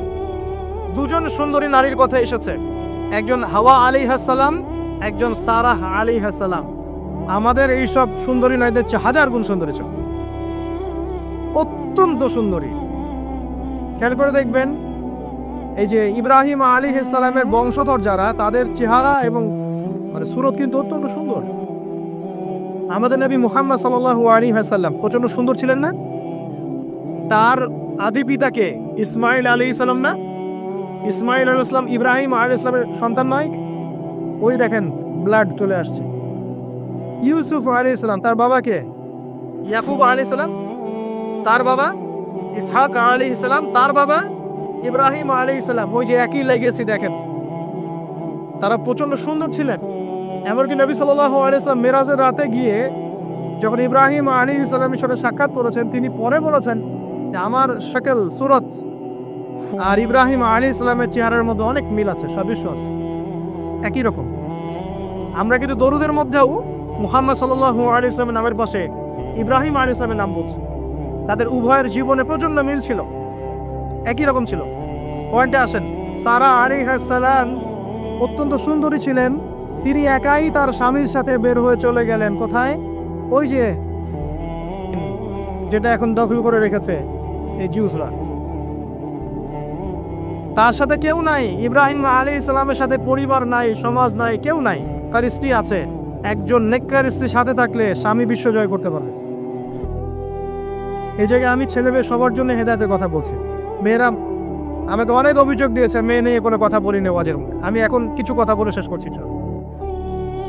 সারা আলাইহিস সালাম যখন যাচ্ছেন, একজন লম্পট রাজা, মনে আছে, লম্পট একজন বাদশা তাকে ভোগ করতে চেয়েছিল, তুলে নিয়ে কিডন্যাপ করেছে। এই সময় ইব্রাহিম আলাইহিস সালাম মাজুর ব্যক্তি, নামাজে দাঁড়িয়ে গেছেন, আল্লাহর কাছে সাহায্য চাচ্ছেন। এটাই নবীদের সুন্নাহ। কোনো সমস্যায় পড়লে নামাজে দাঁড়িয়ে যেতেন। আর আমরা এখন সমস্যায় পড়লে হাওয়াও শুরু করি, তাই না? আর এদিকে সারা আলাইহিস সালাম আল্লাহর কাছে দোয়া করছেন, আল্লাহ তুমি যদি জেনে থাকো আমি আমার সতীত্ব আমার স্বামী ছাড়া অন্য কাউকে দেই নাই, তাহলে আজকে এই জালেমের হাত থেকে আমাকে রক্ষা করো। হাত বাড়াতে না বাড়াতেই তার হাত অবশ্যই পড়ে গেছে। তিনবার চেষ্টা করেছে, তিনবার বেহুশ হয়ে পড়ে গেছে। এই সারা আলাইহিস সালামের মতো সতীত্ব রক্ষাকারী জেনারেশন কি এখন আছে? এখন তো নিজে নিজে সতীত্ব বিয়ে দিতে পারলে বাঁচে। এমনকি কেউ যদি নাও নেয় সতীত্ব, দেখা যায় যে নগ্ন ছবি তুলে ইমো, ফেসবুক, হোয়াটসঅ্যাপে আপলোড দিয়ে শেষ করে ফেলছে। তাই করছে না? ভিডিও কলে প্রেম হচ্ছে, আপনার এই যে গার্লফ্রেন্ড বয়ফ্রেন্ডের সাথে কফি খাচ্ছে, বিছানায় যাচ্ছে, ডেটিং করছে। বিয়ের আগে সব শেষ। বিয়ের পরে যখন এরা কোনো ঘরে যাবে, ওই ঘরে কি সুখ আসবে, শান্তি আসবে? মা বোনদেরকে বলবো, আর আমাদেরকে খেয়াল রাখতে হবে আমরা যেন আমাদের ঘরে সারা আলাইহিস সালামের মতো মেয়ে স্ত্রী তৈরি করতে পারি। আল্লাহ পাক তৌফিক দান। দেখেন সতীত্বে পাওয়ার, আল্লাহ পাক হাত অবশ করে ফেললেন। এবার ওই বাচ্চা হাদিয়া দিচ্ছে হাজেরা আলাইহিস সালামকে। ঠিক আছে, হাজেরা আলাইহিস সালামকে ইব্রাহিম আলাইহিস সালাম বিয়ে করলেন। কি জন্য করলেন? সন্তানের জন্য। বাই দ্য ওয়ে, এখন আবার একাধিক বিয়ে যদি কেউ করে ফেলে, তাকে সমাজে বা বাঁকা চোখে দেখা হয়, তার মনে চরিত্র সমস্যা আছে। কিন্তু বিয়ে না করে বিয়ের আগে 10টা প্রেম করলে কোনো সমস্যা নেই, বিয়ের আগে 1000টা জেনা করলে কোনো সমস্যা নাই, পতিতালয় গেলে সমস্যা নাই, ফ্রি মিক্সিং গেলে সমস্যা নাই, গার্লফ্রেন্ডকে নিয়ে ঘুরতে গেলে ডেটিং করলে কোনো সমস্যা নাই। আবার বিয়ে করে ঘরে স্ত্রী থাকতেও বাইরে পরকীয়া করলে কোনো সমস্যা নেই। এগুলোকে আমরা উন্মুক্ত করছি, কিন্তু কেউ সাহস করে যদি কোনো বিধবার দায়িত্ব নেয়, কোনো তালাকপ্রাপ্তার দায়িত্ব নেয়, কোনো অসহায়ের দায়িত্ব নেয়, তাকে খারাপ চোখে দেখা। এই হলো আমাদের সাইকোলজি। অথচ আল্লাহ পাক এই বিধানটা দিয়েছেন কোরআন এবং সুন্নাহয়। যাই হোক, তার জন্য শর্ত আছে। শর্ত পূরণ না হলে করবেন না, কখনো ফরজ নয়। কিন্তু কেউ যদি শর্ত পূরণ করে করতে পারে, তাকে ডিসকারেজ কেন করতে যাবে? সমাজ চেঞ্জ হয়ে গেছে। হাজেরা আলাইহিস সালাম, এখান থেকে আমি আমাদের মা বোনদেরকে এবং আমাদেরকে একটা হেদায়েতের কথা বলবো ইনশাআল্লাহ। হাজেরা আলাইহিস সালামের ঈমান, আমল, তাওয়াক্কুল দেখেন। তার গর্ভে আল্লাহ পাক সন্তান দিলেন ইসমাঈল আলাইহিস সালামকে। এবার আল্লাহ পাক বলছেন রেখে আসো। কোথায়? ওই মক্কায়, জনমানব শূন্য জায়গায় রেখে আসলেন। সাথে আছে সামান্য পানি, কিছু খেজুর। রেখে আসছেন এবং ইব্রাহিম আলাইহিস সালাম পিছনে হেঁটে চলে যাচ্ছেন। হাজেরা আলাইহিস সালাম বলছেন, আইনা তাযহাবু ইয়া ইব্রাহিম, আপনি কোথায় যাচ্ছেন হে ইব্রাহিম? আপনি আমাদেরকে জনমানব শূন্য জায়গায় ফেলে কোথায় চলে যাচ্ছেন? ইব্রাহিম আলাইহিস সালাম কিচ্ছু বলছেন না। বুকের মধ্যে পাথর। স্ত্রী সন্তানকে জনমানব শূন্য জায়গায় রেখে গেলে কি ভালো লাগবে কারো? বুকের মধ্যে পাথর, চুপ করে আছেন। এক পর্যায়ে হাজেরা আলাইহিস সালাম বলছেন, আপনি কি আল্লাহর আদেশে এই কাজটা করছেন? তখন তিনি বলছেন, হ্যাঁ, না, এতটুকু বলেছেন, আমি আল্লাহর আদেশে করছি। এবার এই দেখেন, হাজেরা আলাইহিস সালাম বলছেন, যদি আল্লাহর আদেশে আপনি করে থাকেন, তাহলে আল্লাহ কোনোদিনও আমাদেরকে ধ্বংস করবেন না ইনশাআল্লাহ। তাওয়াক্কুল। আমি আপনাকে বুঝাই, এখানে কোনো মানুষ নাই, কোনো খাবার নাই, কোনো পানিও নাই, তারপরেও তিনি বলছেন আল্লাহ ধ্বংস করবেন না। আপনি কি বুঝতে পারছেন কি অবস্থা? এবার খাবার পানি শেষ হয়ে গেল, সাই করছেন সাফা টু মারওয়া, মারওয়া টু সাফা, শুধু এক ফোঁটা পানির জন্য। কাকে খাওয়াবেন? বাচ্চাকে। এই দৌড়টা আল্লাহ পাকের কাছে এত পছন্দ হয়েছে, কিয়ামত পর্যন্ত হজের মধ্যে আল্লাহ পাক রেখে দিয়েছেন এটা। আপনি সাই করছেন, এটা কার সুন্নাহ? হাজেরা আলাইহিস সালামের। হজের ম্যাক্সিমাম কাজগুলি তাদের পরিবার কেন্দ্রিক। জামরায় পাথর নিক্ষেপ করা, এই যে তাওয়াফ করছেন, মাকাম ইব্রাহিমে দাঁড়িয়ে নামাজ পড়ছেন, সব কিন্তু এই বংশের সাথে জড়িত। এই ইসমাঈল আলাইহিস সালাম এই হাজেরা আলাইহিস সালামের গর্ভ থেকে এসেছেন। যেমন মা তেমন সন্তান। ইসমাইল আলাইহিস সালামকে তার বাবা মানুষ করেননি, তাকে মানুষ করেছেন তার মা। বাবা কিন্তু অনেক দূরে, মাঝে মাঝে আসেন, মাঝে মাঝে যান। কথা বুঝতে পারছেন? এরকম মায়ের গর্ভ থেকেই এমন সন্তান পাওয়া সম্ভব, যেই সন্তানকে তার বাবা বলছেন যে ইয়া বুনাই ইন্নী আরা ফিল মানামি আন্নী আযবাহুক, হে আমার সন্তান, আমি স্বপ্নে দেখেছি আমি তোমাকে জবাই করছি, ফানজুর মাযা তারা, তোমার রায় কি আমাকে বলো। এই বাচ্চা তখন বলছে, বাচ্চার বয়স 10, 12, 15, 16 এতটুকু হবে। সে বলছে ইয়া আবাতি, হে আমার বাবা, ইফআল মা তু'মার, আপনাকে যা আদেশ করা হয়েছে তাই করেন, সাতাজিদুনি ইনশাআল্লাহ মিনাস সাবিরিন, ইনশাআল্লাহ আপনি আমাকে ধৈর্যশীল পাবেন। যেমন মা তেমন সন্তান। মা বলেছে আল্লাহ আমাকে দেখবে, ওই দেখেন সন্তান জবাই করে দেন, আল্লাহ আমাকে ধৈর্যশীল পাবেন ইনশাআল্লাহ। এরকম স্ত্রী ঘরে ঘরে না থাকলে আমরা কি ইসমাইলের মতো সন্তান পাবো? যে স্ত্রীগুলোকে আপনি বিয়ে করছেন তারা কি আসলে এমন? বিয়ের সময় দেখেছেন আপনি শ্বশুরের সম্পত্তি, মেয়ের সৌন্দর্য, বা পালিয়ে করেছেন, অ্যাফেয়ার করে করেছেন, এখন বিয়ের পরে হাওমাও করছেন। বিয়ের আগে তো দিনদারিতা দেখেন নাই। আল্লাহ নবী কখনো বলেননি 4টা গুণ দেখে বিয়ে করো, হাদিসের শব্দ এমন নয়। ওলামায়ে কেরাম তো জিজ্ঞাসা করেন 4টা গুণ দেখে বিয়ে করো নয় শব্দটা, 4টা গুণ দেখে সাধারণত বিয়ে করা হয়। 4টা গুণ দেখে সাধারণত বিয়ে করা হয়: সম্পদ, সৌন্দর্য, বংশ, দিনদারিতা। তোমরা দিনদারিতাকে প্রাধান্য দাও, না হলে তোমাদের হাত ধুলোয় ধূসরিত হবে। এখন দেখা যায় দিনী ভাইরা দিনদার ক্যাটরিনা কাইফ খুঁজতেছে। দিনদার মেয়ে চাই কিন্তু সুন্দরী লাগবে আমার। কেন? একটু অসুন্দর হলে আপনার চলবে না? আপনার স্ত্রীর কাছে যা আছে অন্য মেয়ের কাছে তাই আছে, এর বাইরে কিছু নাই। আর 2 দিন পরে, 1 বছর, 2 বছর, 3 বছর পরে, 5 বছর পরে গিয়ে দেখবেন সব সমান হয়ে গেছে। এই দেহের সৌন্দর্য থাকবে না। মনে তাকওয়া থাকলে, আল্লাহ আলাম স্ত্রী হলে আপনি দুনিয়াতে জান্নাতে থাকবেন ইনশাআল্লাহ। দুনিয়াতে আপনি জান্নাতে থাকবেন ইনশাআল্লাহ। আর যদি ঘরে একটা বদকার স্ত্রী থাকে তাহলে আপনার দুনিয়া জাহান্নাম, দুনিয়া জাহান্নাম। অতএব বিয়ের আগে, বিয়ের সময় খুব কেয়ারফুল থাকবেন। আপনি দিনদার মেয়েকে প্রাধান্য দেন, এবং মেয়েদেরকেও বলবো দিনদার ছেলে ছাড়া বিয়ে করেন না। অনেক বড় চাকরি করে, অনেক বড় ব্যবসা করে, এটা সেটা, নামাজ পড়ে না, এগুলো দেখছেন না, সুদের চাকরি করে, ঘুষ খায়, আপনি রাজি হয়ে যাচ্ছেন। এরপরে গিয়ে পস্তাচ্ছেন যে হুজুর আমার সংসারে অশান্তি, এটা সেটা। এখন তো পস্তায় লাভ নাই, বরং আপনার সন্তানও হবে ওই নাস্তিক কলমের মতোই। নাউজুবিল্লাহ। আমরা দুনিয়ার স্বার্থ খুব ভালো চিনি। দুনিয়ার স্বার্থকে ত্যাগ করে দিনকে অগ্রাধিকার দেন, আল্লাহ পাক কবুল করবেন ইনশাআল্লাহ। এই হলো ইসমাইল আলাইহিস সালামের মা। তিনি যেমন সন্তান তেমন এখানে আমাদের জন্য আদর্শ আছে। এখনো যদি আমরা দিনের বিজয় চাই, প্রত্যেক পরিবারের কর্তাকে হতে হবে ইব্রাহিমের মতো আলাইহিস সালাম। প্রত্যেক পরিবারের সন্তানদেরকে হতে হবে ইসমাইলের মতো আলাইহিস সালাম। প্রত্যেক পরিবারের মা বোনদেরকে হতে হবে হাজরা সারার মতো। তবে আদর্শ পরিবার হবে ইনশাআল্লাহ। আল্লাহ পাক আমাদের সবার পরিবার এমন করে দিন, আল্লাহুম্মা আমিন। এবং এটা অসম্ভব কিছু না, এটা আপনার উপরে, এটা আপনি করতে পারেন। এই ইসলাহ সংশোধন আপনি করতে পারেন, চেষ্টা করেন। আল্লাহ পাক তৌফিক এনায়েত করুন। আর কয়েকটা আমি নসিহত করে শেষ করছি মেয়েদের জন্য। সেটা হচ্ছে, পরে চলে আসেন মারিয়াম আলাইহিস সালাম। তার সতীত্ব এত পবিত্র ছিল, আল্লাহ পাক তাকে মিরাকেল বানিয়েছেন, তার গর্ভে ঈসা ইবনে মারইয়ামকে জন্ম দিয়েছেন। খেয়াল করে দেখেন, ফেরাউন, মনে আছে ফেরাউন? তার ঘরে একজন ইমানদার মহিলা ছিল না? নবী সাল্লাল্লাহু আলাইহি ওয়াসাল্লাম মেরাজে গিয়েছেন, সেখানে দেখেছেন বেশিরভাগ অধিবাসী জাহান্নামে নারী। এর মধ্যেও তিনি একটা সুগন্ধ পাচ্ছেন জান্নাতের। তিনি জিজ্ঞাসা করলেন এই সুগন্ধ কোত্থেকে আসছে? তখন জিবরাইল আলাইহিস সালাম তাকে জানিয়ে দিলেন, এটা ফেরাউনের সেই যে দাসী যাকে ফেরাউন হত্যা করেছিল ঈমানের কারণে, ওর ঘর থেকে, জান্নাতের সেই ঘর থেকে সুগন্ধ আসছে। সুবহানাল্লাহ। ফেরাউনের ঘরেও মুমিনা নারী থাকতে পারে, তাহলে আমাদের ঘরে থাকতে পারে না? থাকতে পারে। ফেরাউনের ঘটনা মনে পড়লো যে মূসা আলাইহিস সালাম, তার মা সন্তানকে ভাসিয়ে দিয়েছিলেন না সিন্ধুকে, মনে আছে? আল্লাহ পাক ওই সন্তানকে তার কোলে আবার ফিরিয়ে দিয়েছেন, মনে আছে? এখানে একটা শিক্ষা আছে। প্রিয় মা বোনরা, আপনারা যদি আপনাদের সন্তানকে আল্লাহর পথে দেন, আল্লাহ পাক আপনার চক্ষু শীতল করে দেবেন ইনশাআল্লাহ। ওই সন্তানকে ঘুরিয়ে এমন একটা অবস্থান দিয়ে আপনার কাছে নিয়ে আসবেন, আপনি ওকে দেখে পরিতৃপ্ত হয়ে যাবেন ইনশাআল্লাহ। এখানে নসিহত আছে। তিনি ভাসাতে পারছিলেন না, মন কাঁদছিল। আল্লাহ পাক মনটাকে কিন্তু নরম করেছেন, শক্ত করেছেন, মনটা শক্ত করেছেন। তারপরে আল্লাহ পাক ওখানে একটা ইলহাম করেছেন, তিনি ভাসিয়ে দিয়েছেন। তারপরে আল্লাহ পাক ওই সন্তানকে আবার তার কোলে ফিরিয়ে দিয়েছেন দুধ পান করানোর জন্য। ঘটনাটা পড়ে দেখেন।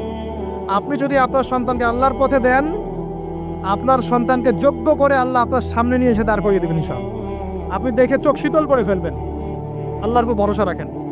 মুসা আলাইহিস সালামের কথা একটা ঘটনা মনে পড়লো। তিনি যখন ওই যে ঘুষি দিয়ে একজন মরে গেছে, তিনি চলে গেলেন ওই যে কওমে শুআইব মাদিয়ানে, সেখানে গিয়ে বসে আছেন এবং দেখছেন দুইজন মেয়ে পানি আনার জন্য এসেছে, তাই না? পানি আনতে পারছে না, তিনি গিয়ে হেল্প করলেন। এই মেয়ে দুটো গিয়ে শুআইব আলাইহিস সালামকে বললেন যে হুয়া রাজুলুন কাউইউন আমিন, একজন ব্যক্তিকে দেখেছি সে খুব কাউই, শক্তিশালী এবং আমিন, বিশ্বস্ত। শুআইব আলাইহিস সালাম পাঠালেন তাকে ডেকে নিয়ে আসো। এবার এই যে মেয়েটা হেঁটে হেঁটে আসছে, এদিকে মুসা আলাইহিস সালাম গাছের আড়ালে বসে দোয়া করছেন, রব্বি ইন্নী লিমা আনজালতা ইলাইয়া মিন খায়রিন ফাকির। এই মেয়ে হেঁটে হেঁটে এসে মুসা আলাইহিস সালামকে বলছেন, আমার বাবা আপনাকে ডাকছেন। এই মেয়েটার হেঁটে হেঁটে আসাটাকে আল্লাহ পাক সূরার মধ্যে বলেছেন যে এই মেয়েটা লাজুক পায়ে হেঁটে হেঁটে এসেছে। কিভাবে? লাজুক ভঙ্গিতে সে হেঁটে হেঁটে এসে বলেছে, আমার বাবা আপনাকে ডাকছেন। কথা বুঝতে পারছেন? এই লজ্জাশীলতা এখনকার মেয়েদের মধ্যে আপনি আমাকে দেখান। এই লাজুক ভঙ্গিতে হেঁটে আসা মেয়েদের যে হাঁটাটাও পর্দা, মেয়েদেরকে কে বুঝাবে হাঁটার মধ্যেও পর্দা আছে? কে বুঝাবে যে গলার ভয়েসে পর্দা আছে, চোখের চাহনিতে পর্দা আছে? একটা মেয়ে সবকিছু ঢেকেছে, মনে করেন চোখটা ঢাকে নাই, এই চোখ দুটো দেখেই একটা ছেলে তার প্রেমে পড়তে পারে। একটা ছেলে হিসেবে বলছি, এটা সম্ভব। একটা হাতের কবজি দেখে আপনি একটা মেয়ের প্রেমে পড়তে পারেন, ভালো লাগতে পারে, সম্ভব। মেয়েদেরকে আল্লাহ পাক এত সুন্দর করে সৃষ্টি করেছে। আল্লাহ পাকের সবচেয়ে শ্রেষ্ঠ সৃষ্টি হচ্ছে মেয়েরা। মানুষ তো অবশ্যই, তারপরে মেয়ে মানুষ। এই নারী আপনার হয় জান্নাতের মাধ্যম হবে, অথবা আপনার জীবনের সবচেয়ে বড় ফিতনা হবে। কারণ নবী সাল্লাল্লাহু আলাইহি ওয়াসাল্লাম বলেছেন, আমি পুরুষদের জন্য মহিলাদের চেয়ে বড় কোনো ফিতনা রেখে যাচ্ছি না। প্রচন্ড বড় ফিতনা হতে পারে, সাবধান। তো এখানে দেখেন মেয়ের হাঁটার বর্ণনা আল্লাহ পাক দিয়েছেন। এখনকার জেনারেশনে মেয়েদেরকে আপনি হাঁটা শেখান। রাস্তাঘাটে, শপিং মলসে, সব জায়গায় দেখবেন গেঞ্জি আর জিন্স আর টি শার্ট পরে, ফর্মাল পোশাক পরে, স্যুট বুট পরে ঘুরছে। মাঝে মাঝে পোশাকের এখানে ওখানে ফাড়া ছেঁড়া, এটাই নাকি স্টাইল। এমন পোশাক পরছে যেটা পরেও দেহের অঙ্গ প্রত্যঙ্গ বোঝা যাচ্ছে, এমন পোশাক পরছে যেটা বাহির থেকে ভিতরের অঙ্গ দেখা যাচ্ছে। অমুসলিমদের পোশাক পরছে, ছেলেদের পোশাক পরছে। এগুলো সবই আখিরুজ্জামানের সাইন। আখিরুজ্জামান এরকম মেয়েদের সংখ্যা বাড়বে। নিসাউন কাসিয়াতুন আরিয়া, এরা কাপড় পরেও নগ্ন থাকবে। মুইলাতুন মামিলাত, এরা মানুষকে আকৃষ্ট করবে, নিজেরাও আকৃষ্ট হবে। এরা জান্নাতের গন্ধও পাবে না, যদিও জান্নাতের গন্ধ যোজন যোজন দূর থেকে পাওয়া যায়। আখিরুজ্জামানের সাইন আপনি দেখবেন, মেয়েরা ছেলেদের পোশাক পরে ঘুরছে। এখন এই শুআইব আলাইহিস সালামের মেয়ের মতো এদেরকে কে লজ্জা শেখাবে? নাই লজ্জা শরমের বালাই। স্যার ক্লাস দিচ্ছে, সে গোল হয়ে বসে আছে, কোচিং করছে। টিচার গায়রে মাহরাম, সে ক্লাস দিচ্ছে, পড়াচ্ছে, গোল টেবিল করে বসে আছে মেয়েরা। দেখবেন কারো গায়ে হিজাব নাই, সালোয়ার কামিজ পরে ক্লাস করছে এবং দেহের অঙ্গ প্রত্যঙ্গ বোঝা যাচ্ছে। এবং কোনো কোনো সময় দেখবেন টিচারও সুযোগ নিচ্ছে, গায়ে হাত দিচ্ছে, বলছে ওটা আমার মেয়ের মতো। হ্যাঁ, আমরা তো ইউনিভার্সিটিতে পড়েছি। এরপরে খেয়াল করে দেখবেন টিচারের সাথে ছাত্রীর প্রেম হয়ে গেছে। কত মেয়ে যে রেপের শিকার হচ্ছে, মুখ ফুটে বলে না। যে কয়টা খবর আসে পেপার পত্রিকা, এগুলো খুব নগণ্য খবর। বাস্তবতা আরো অনেক কঠিন, পরিসংখ্যান অনেক বেশি, অনেক বেশি। মেয়েরা তো আর মুখ ফুটে বলবে না আমার সাথে এরকম অন্যায় করা হয়েছে। কিছু কিছু মেয়ে যখন বলে তখন আপনি খবর পান। অনেক মেয়ে প্রাইমারি স্কুল থেকেও, তারা প্রাইমারি লেভেল থেকে একদম বয়স যখন 10-15, এখান থেকে শুরু করে কলেজ পর্যন্ত ধর্ষণের শিকার হয়েছে, রেপের শিকার হয়েছে। গার্লফ্রেন্ড বয়ফ্রেন্ডের দ্বারা বা টিচারের দ্বারা, কোনো কোনো ক্ষেত্রে চলতে ফিরতে গুন্ডা মাস্তানের দ্বারা এটা হচ্ছে। ফ্রি মিক্সিং কারণে ছেলে আর মেয়েকে আপনি একসাথে জড়িয়ে দিয়েছেন, এগুলো চলবেই। এখন অনেক সময় এমনও হয়েছে, মেয়ে পড়াচ্ছেন, চারপাশে গোল হয়ে বসে আছে ছেলেরা। আর কখন আমরা এমনও দেখেছি যে কলেজে মাঠের মধ্যে বসে আছে ছেলে মেয়ে একসাথে গোল হয়ে, গ্রুপ স্টাডি। মিথ্যা কথা বলছি? Group study. কলেজে আন্দোলনের সময় দেখেছে, কোনো দাবি নিয়ে আন্দোলন হচ্ছে, দেখবেন যে এই যে ছেলে শুয়ে আছে মেয়ের কোলে মাথা দিয়ে, মনে হচ্ছে সে যেন তার স্ত্রী মনে হয়। এগুলো কি? এগুলো চলছে। এখন এখানে আপনি কিভাবে আপনার বাসায় পর্দা ধরে রাখবেন? কিভাবে সম্ভব? বেশি বেশি মেয়েদের যুগোপযোগী মাদ্রাসার প্রয়োজন, বেশি বেশি মেয়েদের ইসলাহি আলোচনার দরকার, মেয়েদের মধ্যে দাওয়াতি কাজের দরকার। এবং মেয়েদেরকে অনেক সময় দাওয়াতি কাজের অভাবে ভুল দাওয়াত দিয়ে বাড়ির থেকে বের করে নিচ্ছে, মাহরাম ছাড়া সফর দিচ্ছে। খেয়াল করে দেখেন, এমন অনেকও জামাত বের হচ্ছে মাহরাম ছাড়া জেলায় জেলায় সফর, দলিল দিচ্ছে এটাও নাকি জিহাদ। নাউযুবিল্লাহ।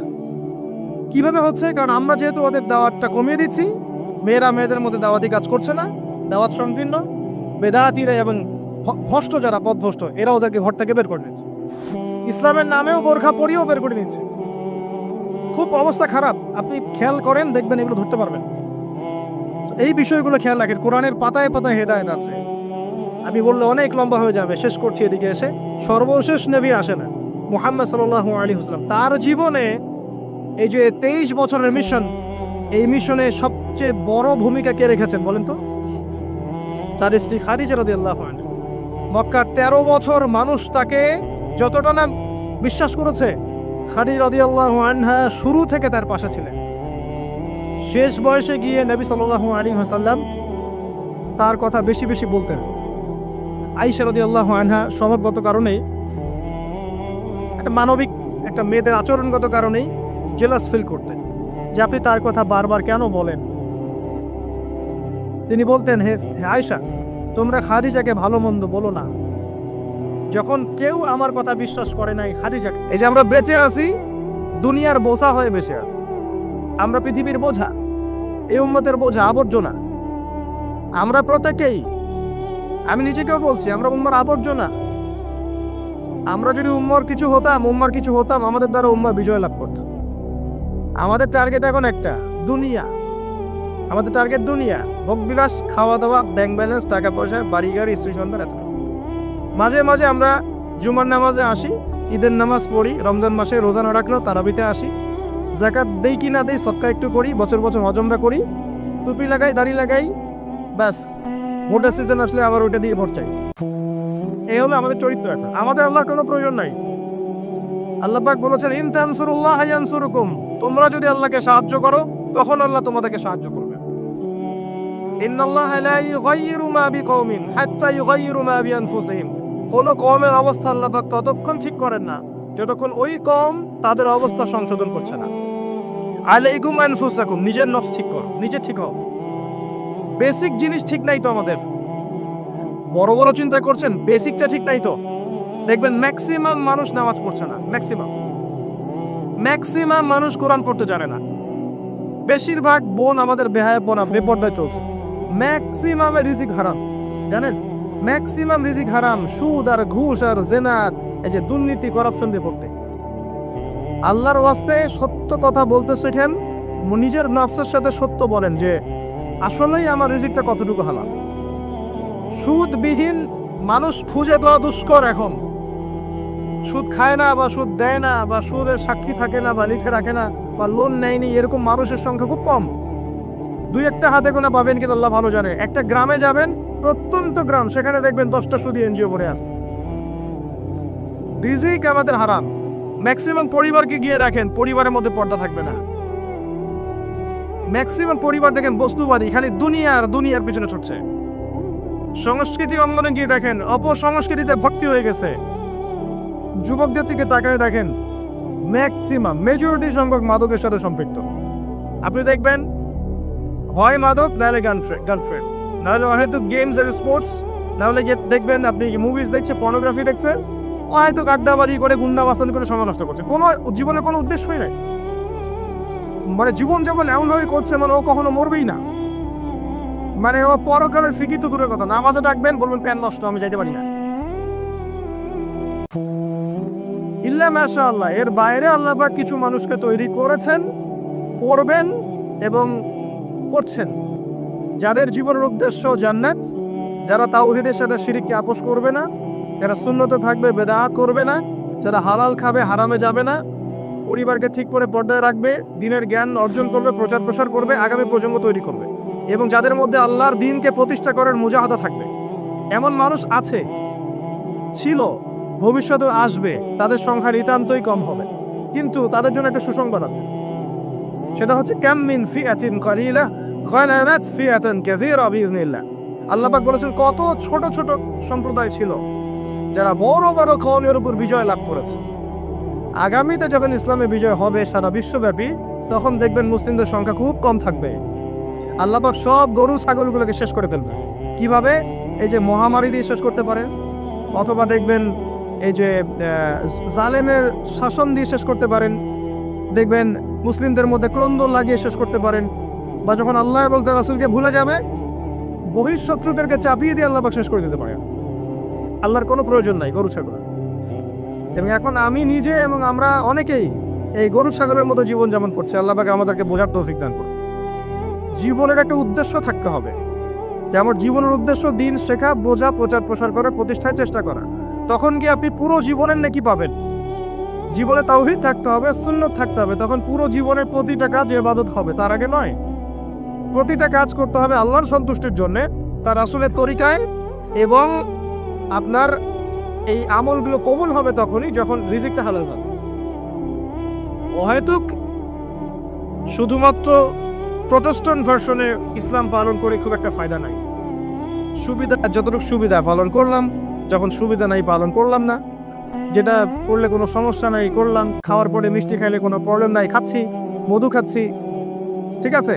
কিন্তু এমন কিছু কথা বললে সমস্যা বলবো না, কাজ করলে সমস্যা করব না, ঠিক আছে। আপনি দেখবেন নামাজে পাক্কা মুসল্লি, কপালে সেজদার দাগ আছে, অর্থনৈতিক জীবনে পাক্কা সুদখোর, আর সুদ ছাড়লে চাকরি থাকে না। বাস্তবতা এমন ভাই, বাস্তবতা খুব কঠিন এবং বাস্তবতা খুবই খারাপ। বাস্তবতা হচ্ছে আমাদের নৈতিক অবস্থা এখন খুব খারাপ। এই জন্য প্রাইমারি লেভেলের কাজগুলো বেশি বেশি করা দরকার এখন। এই জন্য যারা ইসলাহ সংশোধনের চেষ্টা করছে, এইসব আত্মশুদ্ধিওয়ালা মানুষদের সোহবতে গিয়ে থাকেন, আত্মশুদ্ধিওয়ালা মানুষদের সাথে দেখা সাক্ষাৎ করেন, সোহবত নেন, পরামর্শ নেন, জীবন গড়েন। একা একা বই পড়ে বা দুই একটা লেকচার শুনে আপনার সারা জীবন পরিবর্তিত হবে না। কনস্ট্রাকটিভ কাজে আসেন এবং শৈথল্যতাবাদী হয়েন না। একই সাথে বলবো চরমপন্থী হয়েন না।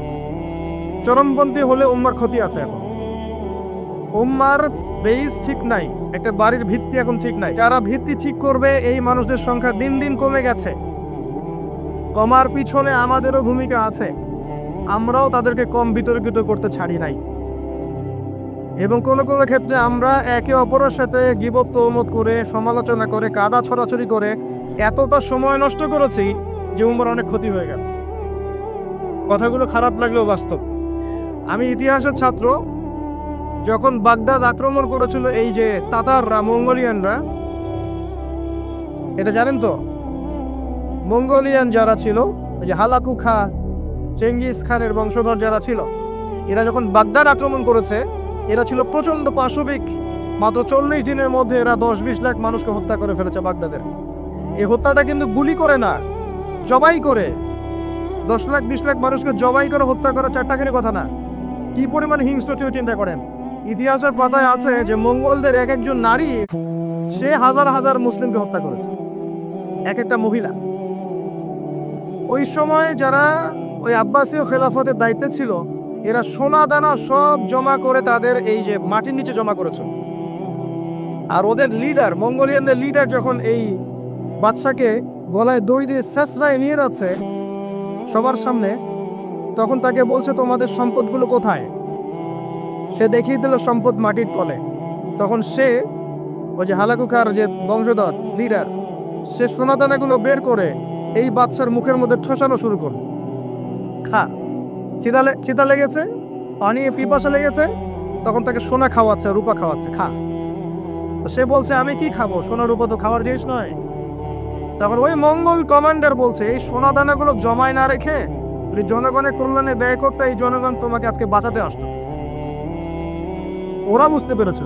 কথা বুঝতে পারছেন? যে পয়েন্টে কথা বলতে যাচ্ছে সেটা হচ্ছে এই ওই সময়ও কিছু কিছু মুসলিম যখন তারা আক্রমণ করেছে, তখন কিছু কিছু মুসলিম আপসে বাহাস করছিল, বাহাস, একে অপরের সমালোচনা, ডিবেট, যেটা আমরা এখন বেশি করতে চাই, যে কাকড়ার গোশত খাওয়া হালাল না হারাম, এটা নিয়ে তারা বাহাসে পড়েছিল। চিংড়ি খাওয়া হালাল না হারাম, এটা নিয়ে বাহাসে ছিল। ওই সময় কোনটা বেশি গুরুত্বপূর্ণ ছিল, এই বাহাসটা না ওদেরকে প্রতিহত করা? এটা বোঝার জন্য আপনার ডক্টরেট ডিগ্রি নেওয়ার দরকার আছে, মাদ্রাসা ফারেক হওয়ার দরকার আছে, কমন সেন্স। এখন পর্যন্ত বিশ্বে আমরা এই কাজটাই করছি। আপনি খেয়াল করে দেখবেন সারা ওয়ার্ল্ড ওয়াইড মুসলিমদের অবস্থা এখন এরকমই, চতুর্দিক থেকে চাপ আছে। এত সহজ না, চতুর্দিক থেকে মুসলিমদের চাপ আছে। পলিটিক্যাল, জিওপলিটিক্যাল, ইকোনমিক্যাল, সামাজিক, সোশ্যাল, আপনার এই যে সাংস্কৃতিক চাপ, অর্থনৈতিক, প্রত্যেকটা দিক থেকে দেখবেন নৈতিকতার অবক্ষয় আছে। এখনো আমরা ওই বিষয়গুলো নিয়েই ইখতিলাফে ব্যস্ত আছি। একে অপরের গীবত করছি, সমালোচনা করছি, গীবত তহমত দিচ্ছি, একে অপরের নিন্দা না করতে বলে ওয়াজ মাহফিল সুষ্ঠুভাবে হচ্ছে না, ইত্যাদি ইত্যাদি। আমরা জানি না কবে আমাদের কমন সেন্সের উদয় হবে, কবে বুঝতে পারবো আমরা যে আমরা এক উম্মাহ, আমরা সবাই এক, সবার মাঝে কিছু কিছু বিষয়ে মতানৈক্য থাকতে পারে, এটা স্বাভাবিক। এরপরেও আপনি আমার ভাই, আমি আপনার ভাই। কোনোদিনও আমাদের সবার সব বিষয় এক হবে না। কোশ্চিন কালেও প্রতিটা বিষয়, প্রতিটা মাসলাকে, আকীদাগত বিষয় হোক আর আমলের হোক আর মোরামেলাতের হোক, আমরা কখনো সবগুলো বিষয়ে ঐক্যমতে পৌঁছাতে পারবো না, থাকবেই ইখতিলাফ। এরপরও যদি আমরা সবাইকে এক উম্মাহ মনে করতে ব্যর্থ হই, এই অবস্থা হবে। আসেন, আলোচনা অনেক গভীরে চলে গেছি, বাইরে আস। বেশি গভীর বললে মাথার উপর দিয়ে যাবে, বুঝতে পারবেন না। আল্লাহ পাক 7 শ্রেণীর মানুষকে আরশে আজিমে ছায়ায় ছায়া দিবেন। এক শ্রেণী হচ্ছে যারা ন্যায়পরায়ণ শাসক। যারা ন্যায়পরায়ণ শাসক হবে তাদের সামনে দুইটা গন্তব্য, হয় তারা আরশে আজিমের ছায়া ছায়া পাবে, নচেত জাহান্নামের আগুন অপেক্ষা করছে। কারণ প্রত্যেকটা দায়িত্ব সম্পর্কে আল্লাহ পাক জিজ্ঞাসা করবেন। এবং নবী সাল্লাল্লাহু আলাইহি ওয়াসাল্লাম একটা হাদিসের মধ্যে বলেছেন যে তোমরা কি জানো কিয়ামতের মাঠে সবচেয়ে বড় মিসকিন কারা হবে? সাহাবায়ে কেরাম বলছেন, আমরা তো মনে করি যার সম্পদ কম, অর্থবিত্ত কম, সেই সবচেয়ে বেশি মিসকিন, সবচেয়ে বড় মিসকিন। আল্লাহর নবী সাল্লাল্লাহু আলাইহি ওয়াসাল্লাম বলছেন, বরং প্রকৃত মিসকিন সে ব্যক্তি যে কিয়ামতের মাঠে নামাজ, রোজা, হজ, যাকাত আমলের নেকি নিয়ে উঠবে, পাহাড় সম নেকি নিয়ে উঠবে, কিন্তু অনেক পাওনাদার দাঁড়িয়ে থাকবে।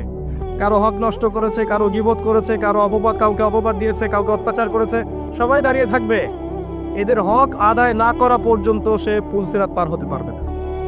তখন কি করতে হবে? নিজের নেকি ওদেরকে দিতে হবে, কারণ তখন কোনো বেচা কেনার সুযোগ নাই, হক আদায়ের কোনো সুযোগ নাই। নিজের নেকি ওদেরকে দিয়ে শোধ করতে হবে। নেকি শেষ হয়ে গেলে কি হবে? অন্যের গুনাহ তার আমলনামায় আসবে, পরে দেখা যাবে ওই ব্যক্তি জান্নাতে চলে গেছে, আর এই ব্যক্তি পাহাড় সমান নেকি নিয়েও জাহান্নামে চলে গেছে। অতএব দায়িত্ব যারা পালন করবেন তাদেরকে খুব সতর্ক সাবধান থাকতে হবে যে আপনার দ্বারা কল্যাণ ছাড়া যেন অকল্যাণ না হয়। আল্লাহ পাক তৌফিক এনায়েত করুন। দ্বিতীয় শ্রেণী হচ্ছে সেই যুবক বা যুবতী যারা নিজেদের যৌবনটাকে আল্লাহর ইবাদতে কাটিয়েছে। এই হাদিসের বাস্তবতা এসে দেখেন আমাদের যুব সমাজ কিভাবে তাদের জীবনটা কাটাচ্ছে। আমার চেয়ে ভালো আপনারা বলতে পারবেন যে সকাল থেকে সন্ধ্যা পর্যন্ত আমাদের যুবক যুবতীরা করছেটা কি। কতজন যুবক নামাজ পড়ছে মসজিদে এসে, কতজন যুবক কোরআন তেলাওয়াত করে নিয়মিত। নবীর সুন্নাহগুলো ওদেরকে শিখিয়ে দিতে হয়। ইভেন নবী সাল্লাল্লাহু আলাইহি ওয়াসাল্লামের স্ত্রীদের নাম ওদেরকে বলে দিতে হয়। এখনই আমি জিজ্ঞাসা করছি, দেখেন অ্যান্সার কতজন দিতে পারে। নবী সাল্লাল্লাহু আলাইহি ওয়াসাল্লামের দ্বিতীয় স্ত্রীর নাম কি? হাত উঁচু করে। যুবকদের বলছি, যুবকদের যারা পারবেন জাস্ট হাতটা উঁচু করে। নবী সাল্লাল্লাহু আলাইহি ওয়াসাল্লামের দ্বিতীয় স্ত্রীর নাম কি? দাঁড়ান দাঁড়ান দাঁড়ান, এই দেখেন হাত দেখেন। এবং যারা হাত উঁচু করেছেন ওদের মধ্যে একজনকে জিজ্ঞাসা করছি, আপনি উত্তর দেন, নাম কি? জি, আপনাকে বলেছি নাম বলেন দ্বিতীয় স্ত্রীর। বসেন। উত্তর যে 4 জন দিয়েছে তার মধ্যে একজন ভুল উত্তর দিয়েছে। এই হচ্ছে বাস্তবতা। আপনাকে আমি চোখে আঙ্গুল দিয়ে দেখালাম যে যুবকদের কি অবস্থা। এখানে আছে বসে হাজার হাজার মানুষ, হাত তুলেছে 5-6 জন। এটা একটা কমন প্রশ্ন, আমাদের নবীজির দ্বিতীয় স্ত্রীর নাম। একবার যে সিরাত পড়েছে সোজা দেখবেন এই যুব সমাজ ফিজিক্স পড়েছে, কেমিস্ট্রি পড়েছে, বায়োলজি পড়েছে, ইকোনমিক্স পড়ছে, পলিটিক্যাল সায়েন্স পড়ছে, আপনার জিওপলিটিক্স পড়ছে, ইউনিভার্সিটি কোচিং করছে, বিসিএস কোচিং করছে, চাকরির জন্য পরীক্ষা দিচ্ছে। এরা এমন কোনো বই নাই যে সেকুলার লাইনে পড়ে নাই। কিন্তু যে 4 জন পাচ্ছে তার মধ্যে একজন উত্তর দিচ্ছে যে আয়েশা রাদিয়াল্লাহু আনহা দ্বিতীয় স্ত্রী। এটা কি উত্তর সঠিক? এই হচ্ছে অবস্থা। এটা কমন। আর যদি কঠিন প্রশ্ন করি তাহলে তো অবস্থা খারাপ। কোন সাহাবীকে প্রথম তিনি দায়ী করে পাঠিয়েছেন মদিনায়? খায়বার যুদ্ধ কোন সাহাবীর হাতে জয় হয়েছে? উহুদের যুদ্ধ কত হিজরিতে হয়েছে? বদর যুদ্ধে কতজন মুসলিম শাহাদাত বরণ করেছে? আপনার মোতার যুদ্ধে কার হাতে 9টা তরোয়াল ভেঙেছে? হুনাইনের যুদ্ধে মুসলিমদের কি অবস্থা হচ্ছে? হুনাইনের যুদ্ধের কথা কোন সূরার মধ্যে বলা আছে? একটু কঠিন প্রশ্ন করলে তো অবস্থা খারাপ। আমি করে লজ্জিত করতে চাচ্ছি না, এই জন্য প্রশ্নগুলো করলাম না। যারা মাদ্রাসা লাইনে পড়েছেন তারা হয়তো উত্তর দিতে পারে, কিন্তু লক্ষ লক্ষ কোটি কোটি জেনারেল পড়ুয়া ছাত্র এরা উত্তর দিতে পারে না। তাহলে এরা কি আমাদের মুসলিম উম্মার অংশ নয়? এদেরকে ইসলাম সংশোধন না করে দিনের পথে না আনতে পারলে একটা বড় অংশ কি জাহিলিয়াতের মধ্যে থাকবে না? আগামী 10-20 বছর পর দেখবেন এরাই অর্থনৈতিক সেক্টরে যাচ্ছে, এরাই পলিটিক্সে যাবে, এরাই সোশ্যাল দায়িত্বে যাবে, এরাই দেখবেন বিভিন্ন জায়গায় চলে যাবে। তখন আরেকটা মূর্খ জেনারেশন আপনার মাথার উপর চেপে যাচ্ছে। এরপরে যে জেনারেশন আসছে, আমাদের সন্তান, আমার মেয়ে, আপনার ছেলে, এদের অবস্থা যে কি হবে আল্লাহ ভালো, যদি এখন থেকে এদেরকে আমরা সঠিকভাবে মানুষ করতে ব্যর্থ হই। এটা বাস্তবতা।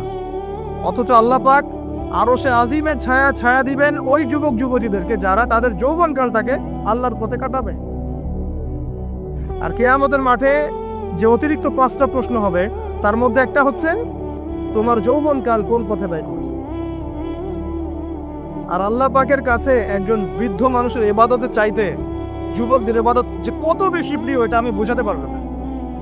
আল্লাহ পাক অবাক হয়ে যান সেই যুবককে দেখে যার প্রবৃত্তির তাড়না নাই, সে আল্লাহর দ্বীনের পথে ছুটছে। এই যুবককে দেখে আল্লাহ পাক অবাক হয়ে যান, এবং তার দোয়া যেভাবে কবুল হবে, একজন মানুষ যার পা কবরে অলরেডি চলে গেছে তার দোয়া কি সেভাবে কবুল হবে? দুজনের ইবাদত সমান।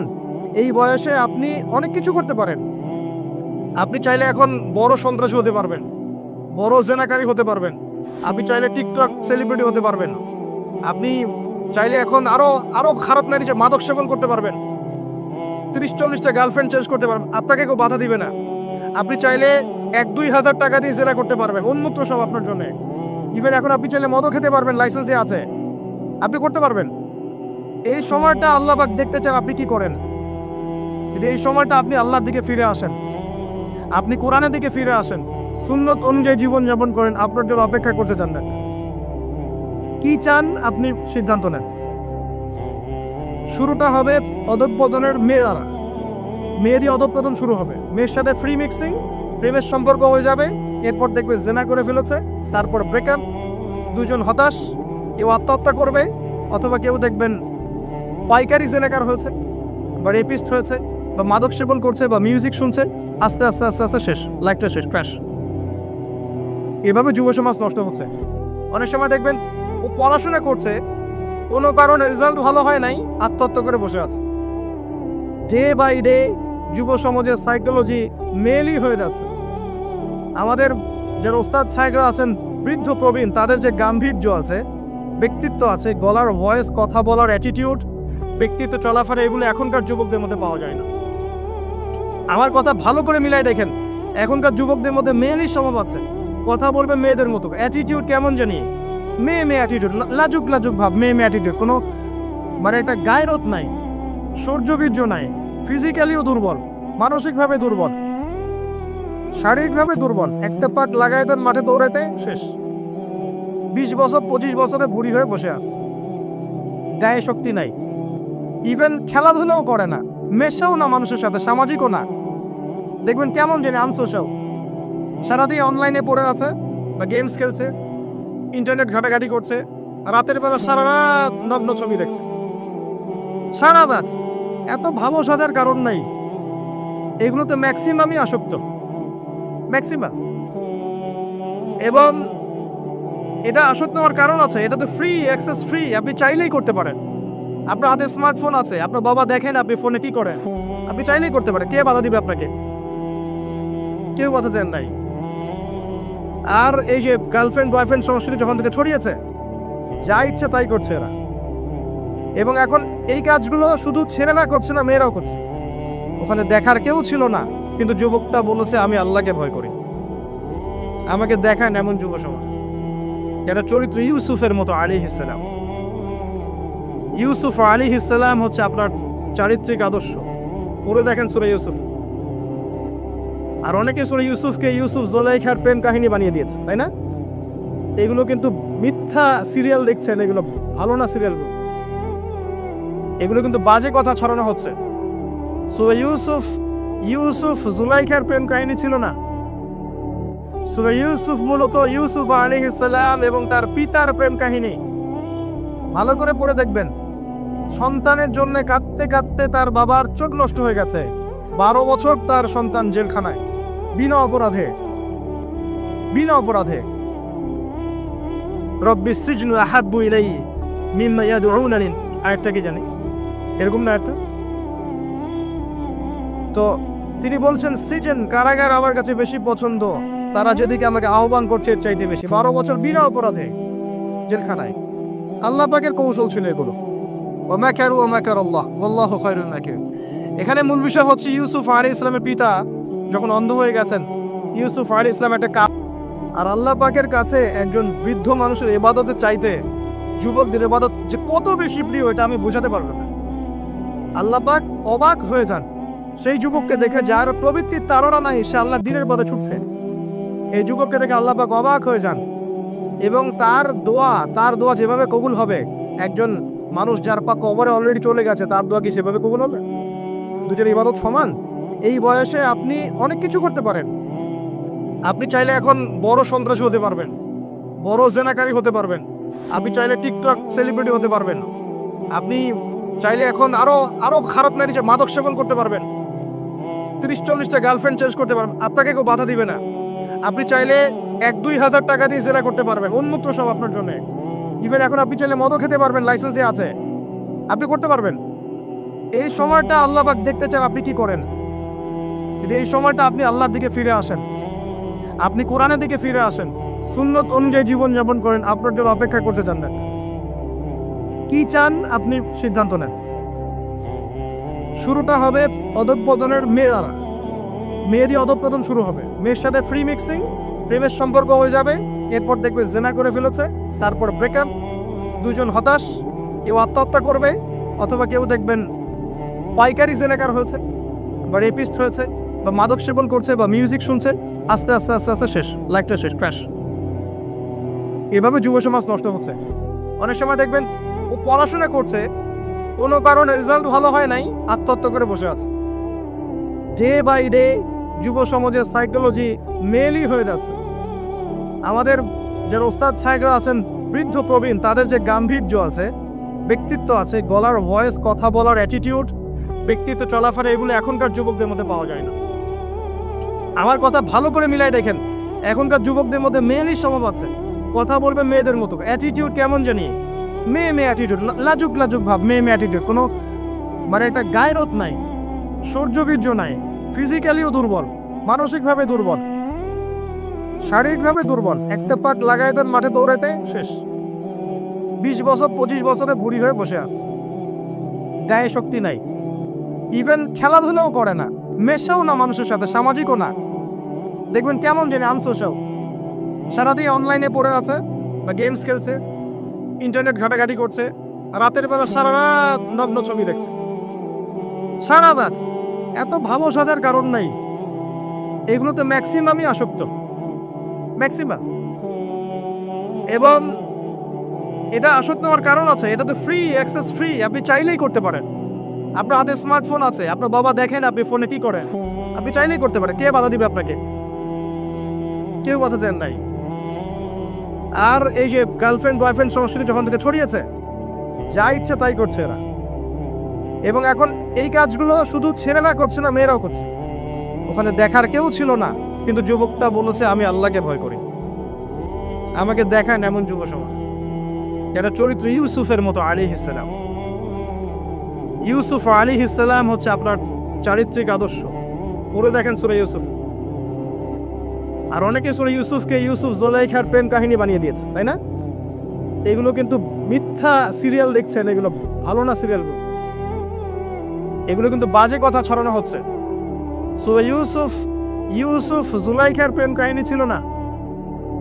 সূরা ইউসুফ মূলত ইউসুফ আলাইহিস সালাম এবং তার পিতার প্রেম কাহিনী। ভালো করে পড়ে দেখবেন। সন্তানের জন্য কাঁদতে কাঁদতে তার বাবার চোখ নষ্ট হয়ে গেছে। 12 বছর তার সন্তান জেলখানায় বিনা অপরাধে। রব্বিস সিজনু আহাব্বু ইলাইহি মিম্মা ইয়াদউনানি, আয়াতটা কি জানি এরকম না একটা। তো তিনি বলছেন সিজন, কারাগার আমার কাছে বেশি পছন্দ, তারা যেদিকে আমাকে আহ্বান করছে এর চাইতে বেশি। 12 বছর বিনা অপরাধে জেলখানায়।